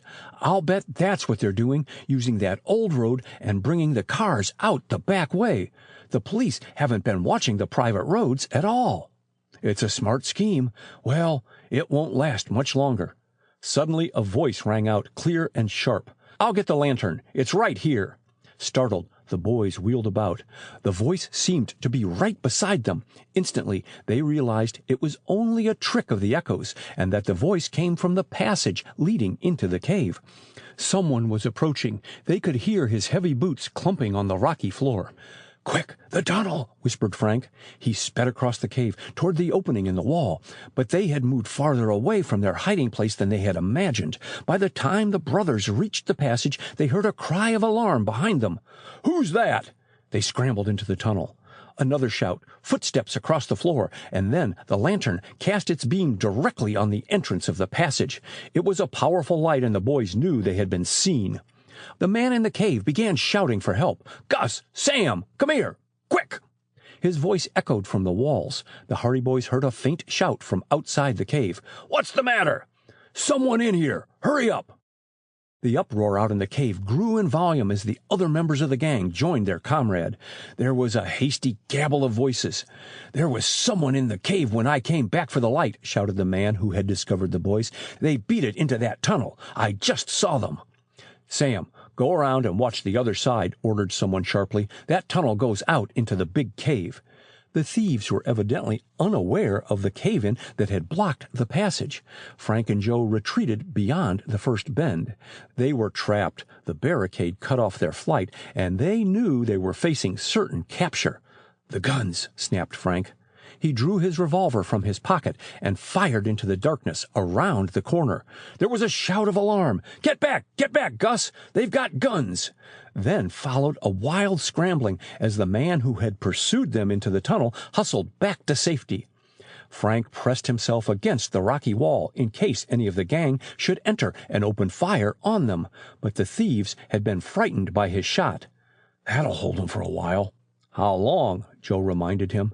"They have us trapped, Frank. We can't go back. They'll starve us out." "We won't give up without a fight." There was a tremendous uproar out in the cave. The men were talking loudly, and their voices were intensified by the tumultuous echoes of the place. "Follow them in," someone shouted, but Gus snarled, "We can't. They're armed." "Well," said Frank quietly, "we have enough bullets to keep them back for a while at any rate." "They'll get us in the long run." "I suppose so." Then the Hardy boys heard the voice of the man called Sam. He came into the cave shouting, "They can't get out. There's been a cave-in and the tunnel is jammed up with rock." "Good!" exclaimed Gus exultantly. "Here, hand me that light." There was a moment of silence. Then the powerful lantern was evidently turned toward the mouth of the tunnel, for the light gleamed on the walls. As they were just around the bend in the passage, the boys could not be seen, but the glaring light was reflected from the rocks. "They're out of sight," muttered someone. "Try a shot." Instantly there was an explosion as a revolver roared. The echoes were deafening in that confined space. Something whizzed past Frank's head and smacked against the rock. The bullet, aimed for the rock wall, had ricocheted across the bend and had missed him by a hairbreadth. This was too close for comfort. The revolver crashed again, and there was a cry from Joe. "Are you hurt?" asked Frank anxiously. "No, but the bullet glanced off the rocks. I think it went through my sleeve. It sure was close." Their voices had been heard by the men in the cave. "That's got 'em scared," yelled Gus. The boys retreated out of range of the glancing bullets. "We're up against it," Frank admitted. "If we stay here, they'll starve us out. If we try to rush them, we'll get shot. I guess we'll have to surrender. Looks as if there's nothing else for it. We'll give ourselves up and take our chances on escape. The way things are, we're liable to be shot." He edged back toward the bend in the passage. There was a lull in the firing. "We give up!" he shouted. A yell of triumph followed. "Now you're talking sense," shouted Gus. "Throw your gun out here." Frank hurled his revolver around the corner, and it clattered on the rocks. Someone crawled into the passage and retrieved it. "Now, come out with your hands up." Bitter though their defeat was, the Hardy boys had to acknowledge that the odds were against them. With their arms in the air, they came around the corner into the glare of the big lamp. Step by step they advanced until, at the junction of the cave and the tunnel, they were seized by their captors. Tables turned. The dazzling glare of the big lamp was turned full in the faces of the Hardy boys. They heard a gasp of astonishment. "Why, it's a couple of kids!" exclaimed one of the men. "Couple of kids!" rasped Gus Montrose in astonishment. "Do you know who we've got here?" "Who?" "Them Hardy boys, the pair that followed me yesterday." "What?" "It's them, the very same spine pair of brats." A rough hand seized Frank's shoulder and swung him around. "I'd know them anywhere. Fenton Hardy's kids." The name of Fenton Hardy made a distinct impression on the gang. There were mutterings of anger and fear. "The detectives' boys, eh?" growled one. "What are you doing here, boys?" "That's for you to find out," replied Frank shortly. "Is that so? Well, you've got no business here. You know that, don't you?" "Your own business here doesn't seem any too lawful. Never mind about us. You come spying around here, and you've got to expect to take the consequences. What do we do with them, Gus?" "They're not going out of here, that's certain. We're not going to let them go back home and tell what they've seen, or what they've heard. How long were you two boys hiding in that tunnel?" "You can try to find that out, too," retorted Frank. "Smart, ain't you?" snarled Montrose. "You won't be so smart when we get through with you. Anybody got a rope?" "Here's some," said a man in the background. "Give it here, then. We'll tie these brats up and keep them until we figure out what to do with them." "You let us alone," said Frank. "You have no right to make us prisoners," added Joe. "We'll take the right. You are mighty high-handed." "Rats, you'll be lucky if you don't get worse," growled one of the auto thieves. "We ought to throw 'em into the bay," added another. "Yes, with a few big stones in each pocket to hold 'em down," came the response from a third. "Shut up! You all talk too much," commanded Montrose. "Where is that rope you spoke of?" He snatched a length of heavy cord from the man who handed it to him. Frank was turned roughly around and his arms thrust behind his back. In a moment his wrists were firmly tied. Joe received the same treatment. The boys were bound and helpless. "Put 'em over in the corner," ordered Montrose. The boys were pushed and jostled across the rocky floor and were made to sit down against the wall at the back of the cave. The big lamp was turned on them all this time, and they could see the faces of none of their captors.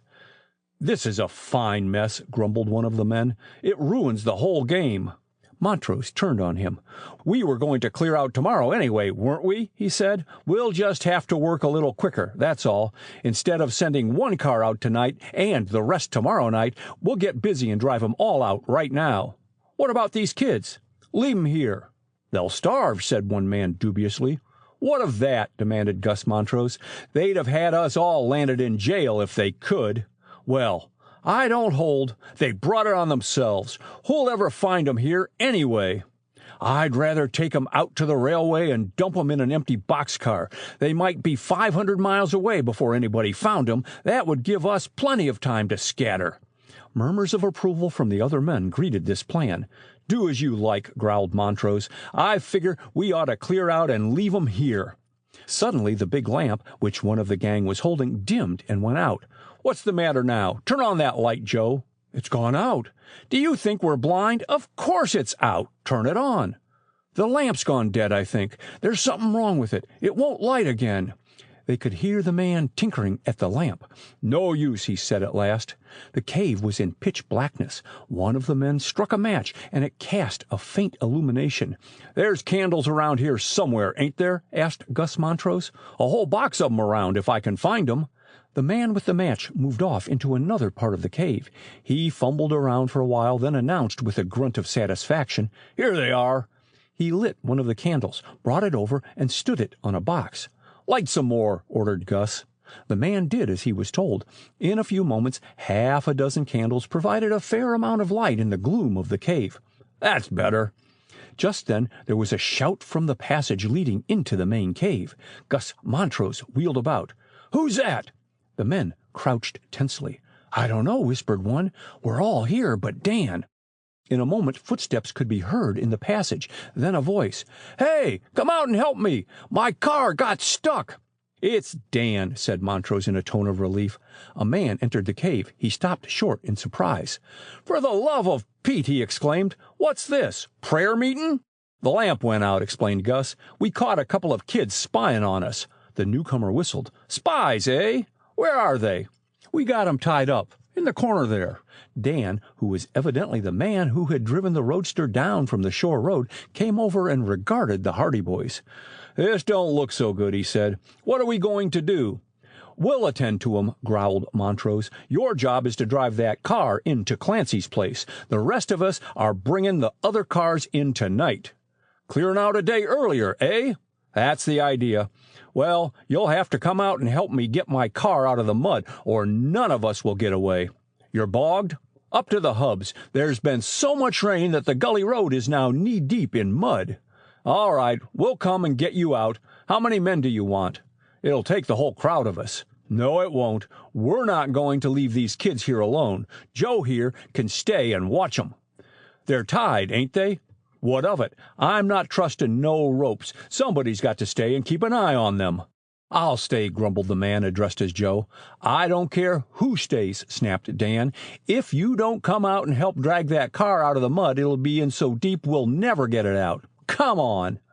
The men trooped out of the cave. Joe, who was left behind, sat down on a box and regarded the lads balefully.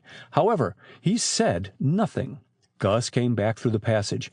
"You might as well be loading some of those boxes into the other cars while we're away," he said. "Take a look in every little while and see that those kids are still tied up." The man grumbled assent and followed Gus back down the passage. The Hardy boys were left alone in the light of the flickering candles ranged about the gloomy cave. "Well, we've lost out, I guess," remarked Frank bitterly. "If we ever do get back to Bayport, it won't be until the auto thieves have all cleared out of here with the cars." "It doesn't look very bright," sighed Joe. Suddenly Frank sat up. "Say," he exclaimed, "did they take your revolver?" "No, I guess they didn't know I had one." "They took mine and missed yours. You still have it?" "Right in my pocket." "Good. What good is it when I can't get at it? If you can, we have only this chap Joe to deal with." The flame of the candle caught Frank's eye. He had an inspiration. "If only I could just get these ropes off my wrists," he said. Frank edged over toward the candle. Then, with his back to the flame, he lowered his arms until the cord that bound his wrists was within an inch of the wick. A candle does not throw out much heat, but that little flame seared Frank's wrists, and he had to clench his teeth to keep from crying out with the pain. He could hold the rope in the flame for a few moments only, and then he withdrew it. When the scorching pain had somewhat subsided, he tried again. The flame licked at the heavy cord, weakening it strand by strand. "Look out, Frank," warned Joe. Frank scrambled back to the corner. He was just in time. Heavy footsteps in the passage announced the approach of their guard, who came to the entrance, looked at them sullenly for a moment, then turned away again. He went back to the outer cave. Hardly had he disappeared when Frank was back at the candle. He thrust the rope into the flame again. When he could stand the burning heat no longer, he withdrew and tried to break his bonds by sheer force. But although the ropes had been weakened, they refused to break. He returned to the flame again, and on the next attempt he was successful. So many strands had been burned through that the cords snapped and his hands were free. Quickly, Frank went over to his brother. First of all, he took the revolver from Joe's pocket and put it on the rock beside him in readiness. Then he knelt down and tugged at the strong ropes that bound Joe's wrists so tightly. The knots were stubborn, but he finally undid them. The ropes fell apart, and Joe was free. "Now," gritted Frank, picking up the revolver, "we'll go and attend to our friend in the cave. Hadn't we better wait here for him? There may be someone with him. I guess you're right. We'll take him by surprise the next time he comes back." Frank went over to the side of the tunnel that led out into the main cave. "Bring those ropes with you, Joe. Take the other side." Joe picked up the cords that had bound his own wrists and took up his position at the other side of the entrance. There the boys waited. In a short time they heard heavy footsteps in the tunnel. Their guard was returning. Frank gripped the revolver. The lads pressed themselves against the wall. The footsteps grew closer. Then a dark figure emerged from the opening. Frank stepped swiftly out behind the rascal and pressed the revolver against his back. "Hands up," he ordered sharply. Their victim gave a cry of fright. He had been startled almost out of his wits. His hands shot up. "Stand where you are." Frank still pressed the muzzle of the revolver against their erstwhile captor, while Joe searched the man for weapons and found a small automatic in the fellow's hip pocket. This he took. "Put your hands behind your back," ordered Frank. Their prisoner obeyed. Quickly, Joe tied the man's wrists. "Go over and sit on that box." Muttering and grumbling with rage, the fellow did so. Joe hunted around until he found another length of rope, and with this he bound the man's feet. "I guess you'll be all right here until the others come back," Frank told the captive. "If I ever get free of these ropes—" "Keep quiet," ordered Frank, brandishing the revolver menacingly. Their prisoner was silenced abruptly. "Blow out the candles, Joe. He might think of the same idea." The candles were blown out. The boys were in complete darkness. "Hey!" roared their prisoner. "You're not going to leave me here alone in the dark, are you?" "Exactly. Where's our flashlight, Joe?" "I have it here. It was in my pocket." Joe turned on the light. In its glow they saw their prisoner, bound hand and foot, sitting disconsolately on the box. "Fine. We'll go now." They left the cave, unmindful of the appeals of the auto thief, and made their way down a passage that led into the outer cavern where the stolen cars were stored. The light showed them a large opening that they had not seen when they were in the place on the first occasion. "I guess this is the way they drive the cars out," remarked Frank. "We'll go out the way we came in. We won't be so likely to meet the others." The boys hastened down the far passage. They hurried past their roadster on through the tunnel. At last they saw a gleam of light ahead, shining faintly in the distance. At the Farmhouse. In a few moments the Hardy boys had emerged from the passage and stood in a heavy clump of bushes that obscured the entrance to the tunnel in the bluff. Brushing aside the trees, they stepped out onto the beach. The light they had seen was from a ship steaming into Bayport harbor, and in the distance they could see a dim yellow haze, the lights of the city. Above them towered the rocky bluff. Farther down the beach they saw the break in the cliffs where the gully ran back toward the shore road. "We can't go that way," Frank decided quickly. "The thieves are up in the gully, helping get that car out of the mud." Joe looked up at the steep cliff. "We certainly can't climb up here." "We can go out the way we came in. The roadster came down the beach, you remember? We may find the trail back." The storm had spent its force, and a fine drizzle of rain was now falling. The boys went back down the beach, the flashlight illuminating the way. By the smoothness of the beach, they knew that this was the route the car had followed on the way in. Later on, they came to an open stretch of sand. Beyond that lay rocks. There was a break in the cliff, and by the flashlight the boys picked out an automobile track in a patch of sand leading toward low bushes that masked the entrance to a gully. "This is the place we're looking for," said Frank. "I'll bet the roadster came down through here." He pushed aside the wet bushes. In the damp grass, the track was still plainly visible. The gully was dank with undergrowth, but there was evidence of a wide trail. "We're getting there anyway. From the direction, this ought to take us up to the shore road." "What should we do then?" asked Joe. "Walk to Bayport?" "We shouldn't have to. There are farms along the road. We ought to be able to telephone to town." "To the police?" "Sure. Police and state troopers. We can't round up this gang by ourselves, and we haven't any too much time to get help as it is." "Well, at least we know where they can trace the stolen cars. That's one consolation." "You mean Clancy?" "In Atlantic City. The police ought to be able to catch him without any trouble." The boys struggled on up the gully along the trail that led through the wet woods toward the shore road. The underbrush had been cleared away for the passage of the stolen cars, and they found no difficulty following this strange road. Finally, Frank gave a cry of delight. "We're at the road!" He emerged from the bushes, raced across a grassy stretch, and scrambled up onto the highway. It was indeed the shore road at last.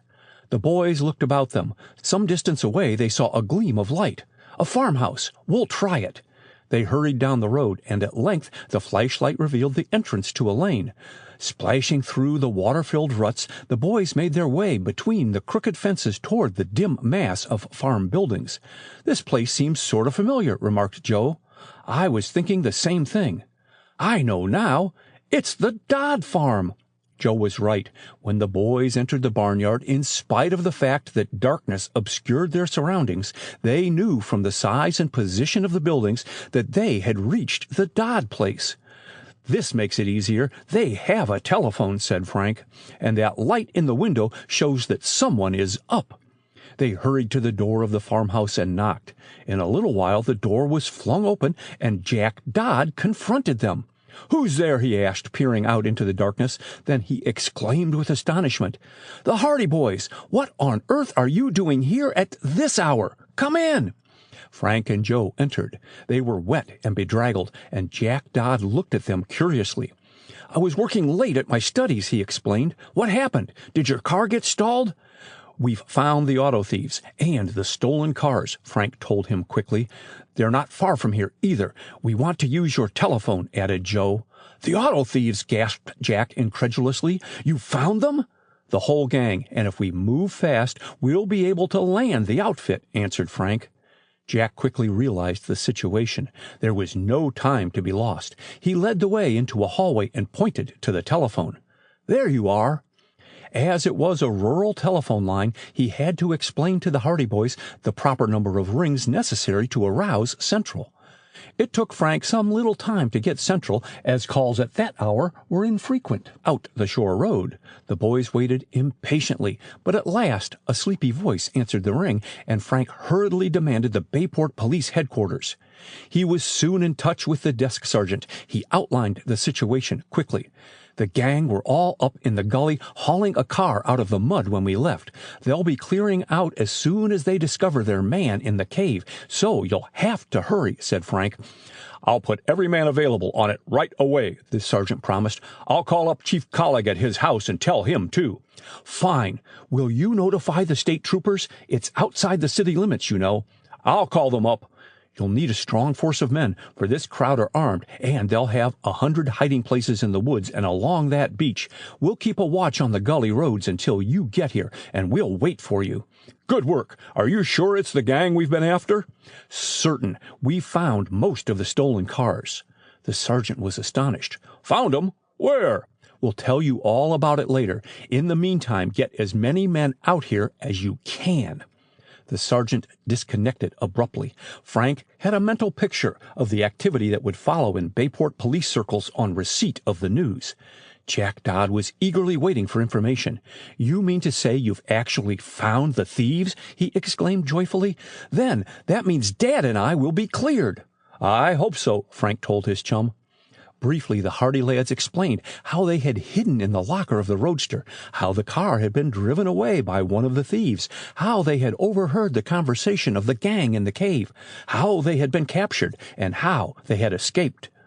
The Dodd household had been aroused, and Mr. Dodd came hurrying downstairs, half-dressed. When he learned what had happened, he hustled into the rest of his clothes and produced an ancient rifle from the back shed. "I want to be in on this," he said grimly. "Those thieves have caused us more trouble than enough, and I'd like to get some of my own back." Jack snatched up a flashlight. "We'd better go out and watch the gully roads," Frank said. "I know the road they drive out," exclaimed Jack. "It's just a little below the end of our lane. There's an abandoned road that used to lead back to that old right-of-way, but I don't see how they reach it, for there's a fence to cross." "Probably they take down the bars and drive through the field," said Mr. Dodd. "Now that you mention it, I always did think that part of that fence looked pretty rickety." They left the house and hurried down the lane toward the main road. "We'd better split up," Frank suggested. "I have a revolver. It's Joe's, by the way, and Mr. Dodd has a rifle. Jack has a flashlight, and so has Joe. 2 of us can watch the first gully." "You and Joe know the place where you came out onto the shore road," said Jack. "You'd better watch there. Dad and I will take the upper gully." "Good. We'll just keep watch until the police arrive." They separated at the end of the lane. Frank and Joe hurried off down the road, while the Dodds went in the opposite direction. When the boys reached the gully that led down to the beach, they settled down to wait. Because they were impatient and because they realized that the gang would doubtless scatter to points of safety as soon as their escape was discovered, it seemed to them that the police were a long time in coming. In reality, it was not long, because the desk sergeant had lost no time in sending out the alarm. The roar of approaching motorcycles and the drone of a speeding motor car were the first intimations of the arrival of the police and the state troopers. Even before the machines came into view, their clamor could be heard. Then dazzling headlights flashed over the rise. Frank ran out into the road, waving the flashlight, and in a few moments the first motorcycle skidded to a stop. "Where are they?" shouted a trooper. "There are 2 ways in. We have 2 men watching the other gully. If you put some of your men up there on guard, we can take you down to the beach from here." The other motorcycles came up, and finally an automobile which was crowded with police officers. Everybody talked at once. The first trooper, however, quickly took charge of the impending raid, and in decisive tones he gave his orders. "Johnson, take 3 policemen and go on up to the other gully. These lads say you'll find a farmer and his son on guard. They have a flashlight, so you can't miss them. Watch that gully and grab anyone who comes out." One of the troopers got back onto his motorcycle. All but 3 of the policemen scrambled out of their car. The motorcycle leaped forward with a roar, and the automobile followed close behind. "All right," said the trooper. "We'll leave 1 man here to watch the road in case any of them slip through our fingers. The rest of us will go on down this gully." "Callahan, stay on duty here," ordered the sergeant in charge of the police officers. Callahan, a burly policeman, saluted. His face, revealed for a moment in the glare of a flashlight, showed that he did not relish the assignment, evidently preferring to go where there was promise of some excitement. "All right, boys, lead the way." Frank and Joe went across the grass beside the road and plunged into the undergrowth at the entrance of the gully. Their hearts were pounding with excitement. The moment of success was at hand. Behind them trooped 9 stalwart officers, heavily armed. Down the sloping gully they went. The trooper in charge fell in step beside Frank, and the boy explained the situation that lay ahead. "2 openings to the caves, eh?" said the trooper. "Well, we have them cornered. That is, if the birds haven't flown." They came to the beach. Their boots clattered on the rocks as the men hurried forward. At length, the bushes that concealed the entrance to the first tunnel were in sight. The Roundup. "This is the place," Frank Hardy excitedly told the officer in charge of the party. "The tunnel is right behind those bushes." "Mighty well hidden," the trooper commented. "Do you think you can find the other opening?" "It's farther down the beach." "I think I could find it," volunteered Joe. Take 3 of these men and watch that part of the beach at any rate." The trooper detailed 3 men to accompany Joe. "I'll wait until I see your flashlight signal," he said. "When you find the place where they drive the cars out, turn the light on and off. Then wait for my whistle." Joe and the men with him hurried on down the beach. The others waited in silence near the entrance to the tunnel. Eventually they saw the blinking light that told them the outer passage was guarded. "Fine," said the trooper. He raised the whistle to his lips. "All ready, men?" "All set," answered one of the constables in a low voice. The shrill blast of the whistle sounded through the night. With one accord the men leaped forward, plunging into the bushes, and crowded into the tunnel. Their flashlights made the dark passage as bright as day. As they entered, they could hear a confused uproar ahead, the roar of an automobile. The sound magnified tenfold in the subterranean passages crashed out. There were shouts, cries of warning, and alarm. "We've got them trapped," shouted the trooper. They stumbled down the rocky passage. A man came blundering around a corner, right into the arms of the foremost officer. He was seized. There was a gleam of metal, a click, and the auto thief was handcuffed before he fully realized what had happened. "1," counted the sergeant. "Now for the others." They passed the Hardy Boys' roadster and caught a glimpse of a man fleeing before them into the main cave. The trooper drew his revolver and sent a shot over the fellow's head. The man came to an abrupt stop and raised his arms. He surrendered without a fight. "2!" yelled the sergeant gleefully, pouncing on his prisoner. Another pair of handcuffs was produced. The chain was slipped through the chain of the other thief's shackles, and the pair were swiftly manacled together. The officers plunged on into the main cave. In the glare of the flashlights, they saw the truck and one of the pleasure cars standing by the wall. The other 2 cars that had been in the cave had disappeared. No men were in sight. The raiding party heard the roar of a racing engine, a grinding of brakes, and a confusion of shouts. "They're getting out!" Frank Hardy shouted. He pointed to the huge opening in the wall through which the car had disappeared. With the police at his heels, he headed down the passage. It was wider than the one through which they had entered, and the rocky floor gave way to earth in which ruts were clearly visible. Ahead of them they heard a shot, then more yells. "Joe and his men are on the job," Frank reflected. He was right. They reached the mouth of the passage, and there they came upon a large touring car. 2 men were standing up in the front seat, arms upraised, and in the glare of the headlights they could see Joe and the 3 officers pointing their weapons at the pair. The roundup was soon over. One of the policemen scrambled into the automobile and clapped handcuffs on the 2 men. The trooper, standing on the running board, turned a flashlight upon them. The surly features of Gus Montrose were revealed. The other man was his companion, Sam. "All out," snapped the officer, urging the crestfallen thieves out of the car. They stepped out sullenly. "Well, here's 4 of 'em anyway," declared the trooper. He turned to Frank. "Do you think there are any more?" "There's still another. He was the chap who got stuck in the mud up in the gully. Perhaps he's up there yet if the Dodds haven't caught him on the way out."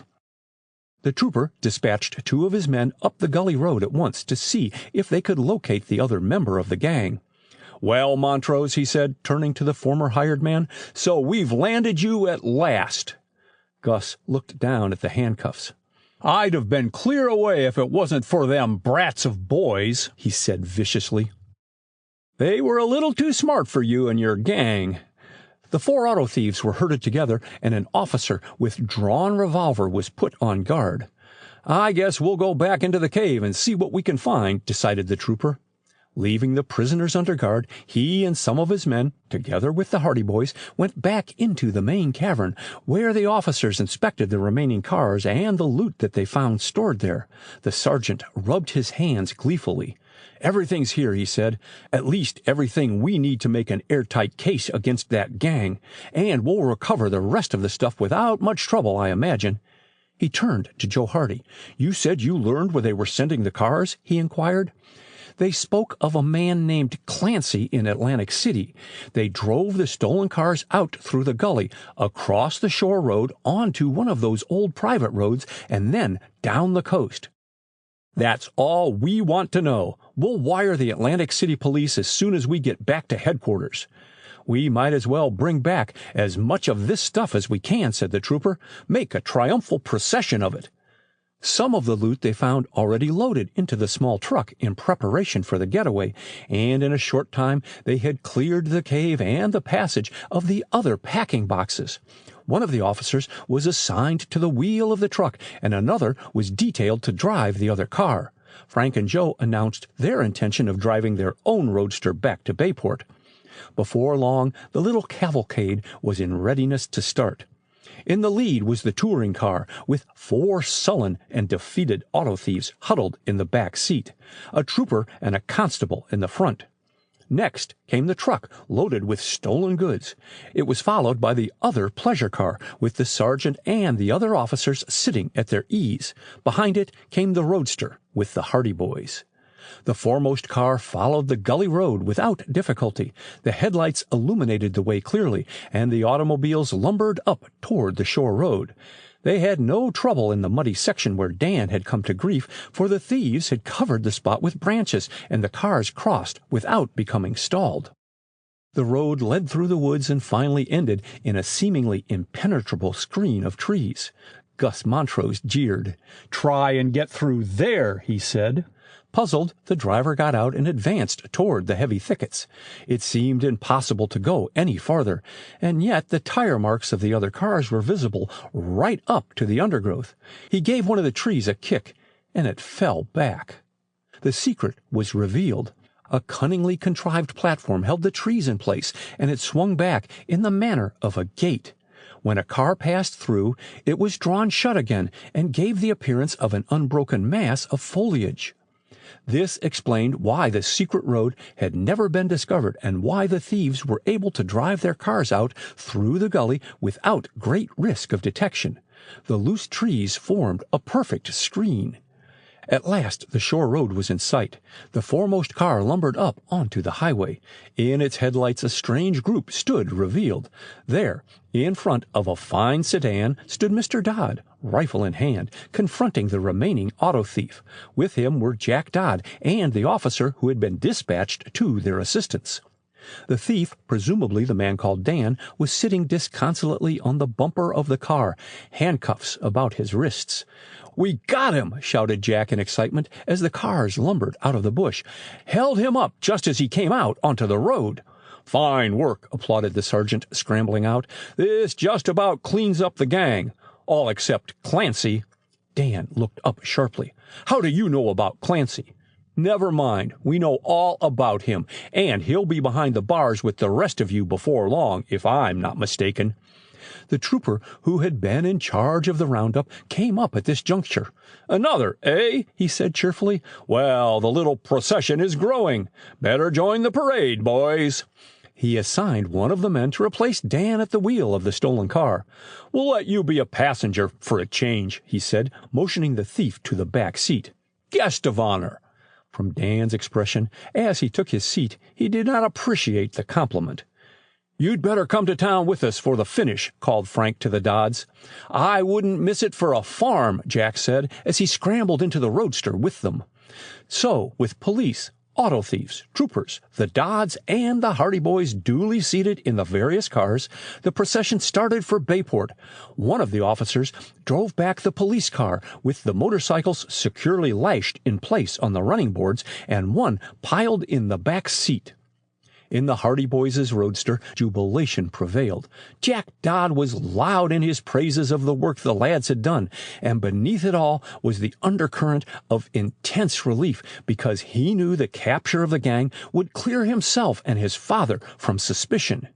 "That's the best part of it for us," said Joe Hardy when their chum mentioned this. The mystery solved.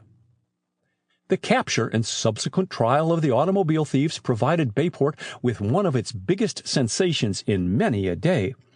Although some of the gang stubbornly insisted on their innocence, the evidence against them was so complete that the state had no trouble in securing prosecutions against them all, and they were sentenced to long terms of imprisonment in the state penitentiary. The man Clancy was arrested in Atlantic City and was convicted with the rest of the gang on charges of receiving and disposing of stolen property. The Bayport police notified Atlantic City detectives, and Clancy's arrest was accomplished within an hour after the other members of the gang were lodged in the cells. Gus Montrose was questioned by the detectives shortly after the triumphant procession reached the city. This was done at the request of Mr. Dodd, who was anxious that he and Jack should be cleared of all suspicion in connection with the thefts as quickly as possible. Montrose saw that the game was up. He admitted that his former employer knew nothing of the stolen cars. "It was while I was working for Mr. Dodd that I found the caves in the bluffs," he confessed. "I used to go down to the beach a lot to fish, and one day I found the opening into the tunnel and explored the big cave. I thought, at the time, that it would be a good place to hide stolen goods. Then, one day I met Sam. He had just been released from the pen, and we got to talking together, and he said he thought there would be good money to be picked up stealing cars." "Where did you pick up the rest of the crowd?" "Sam's friends, mostly. When I told Sam about the caves in the bluffs, he said it was just what we needed, and he asked me if there was any roads in. I said there wasn't, but we could make roads in and out through the gullies and cover 'em up. Then I told him about the old private road through the back townships. He come with me, and we looked the place over, and he said it was just right. He wrote to some of his friends, and they come on here, and we started to work." "That was when you quit your job at the Dodd place?" "I didn't want to quit, for I figured people wouldn't be so likely to think I was mixed up with the car stealing if I kept on working, but it took up so much of my time that Mr. Dodd let me go." "Who did the actual car stealing?" "The rest of the fellows. My job was to keep my eyes open for good chances. People would see me going along the shore road and think nothing of it, but if any of the other boys went out, somebody might see 'em and think it queer, because they was strangers. Mostly I stayed down on the beach fishing and kept watching the road for places people parked their cars. Then I'd signal to Dan or one of the others, and they'd come and drive the car away." "Fishing!" exclaimed Jack Dodd. "I'll bet that's how my rod disappeared." "I took it after your father fired me," Montrose admitted. "How did it come to get into the car found behind the Dodd's barn?" one of the detectives demanded. "That was a car Dan had stolen, but the owner chased him in another car, and he couldn't get down the gully without being seen. Dan had picked me up, and I had the rod with me. He drove the car up behind the barn and hid it there, and we got back to the cave on foot. I left the rod in the car." "Well, that explains everything," the detective remarked. He turned to Mr. Dodd. "There shouldn't be any difficulty withdrawing the charges against you and your son." "It takes a big load off my mind," declared the farmer. "It was a terrible worry to have that hanging over our heads when we knew we were innocent." "You must admit that the circumstances looked bad. We only did what we thought was our duty." "I suppose so. Well, if the charges are withdrawn, we won't say anything more about it." Withdrawal of the charges was a formality that was soon executed. In the week following, both Mr. Dodd and Jack were congratulated by scores of people on having been cleared of all suspicion in connection with the Shore Road mystery. The bail money was returned to Mr. Hardy and the boys. Frank and Joe Hardy were the real heroes of the case. Their good work in discovering the hiding place of the auto thieves and in notifying the police in time to capture the gang earned them praise from all quarters. The Bayport newspaper gave much space to the affair, and the story of the lads' adventures in the cave provided thrilling reading. "Some detectives, Frank and Joe," commented Biff. "Headliners, right on the front page," came from Chet. "Well, they deserve it, don't they?" put in another high school student. "They certainly do," answered Chet. "And to think Jack Dodd and his dad are cleared," went on Biff. "That's the best yet." "Jack's smiling like a basket of chips," said Tony, mouth all on a broad grin. So the talk ran on among the boys. The girls were equally enthusiastic. "Oh, I think Frank and Joe are too wonderful for anything," remarked Callie Shaw, who had always been looked on with favor by Frank. "I never thought Joe could be so brave," breathed Iola Morton. "They sure are a pair of heroes," said Paula Robinson. "I really think they ought to be in a book," added Tessie, her twin. Even the Applegates, for whom the Hardy Boys had solved the mystery of the Tower treasure, had their word of commendation. "As brave as the knights of old," said Miss Adelia.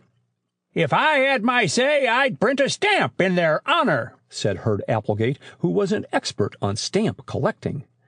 The new roadster became famous in Bayport as the car that had lured the auto thieves to their downfall.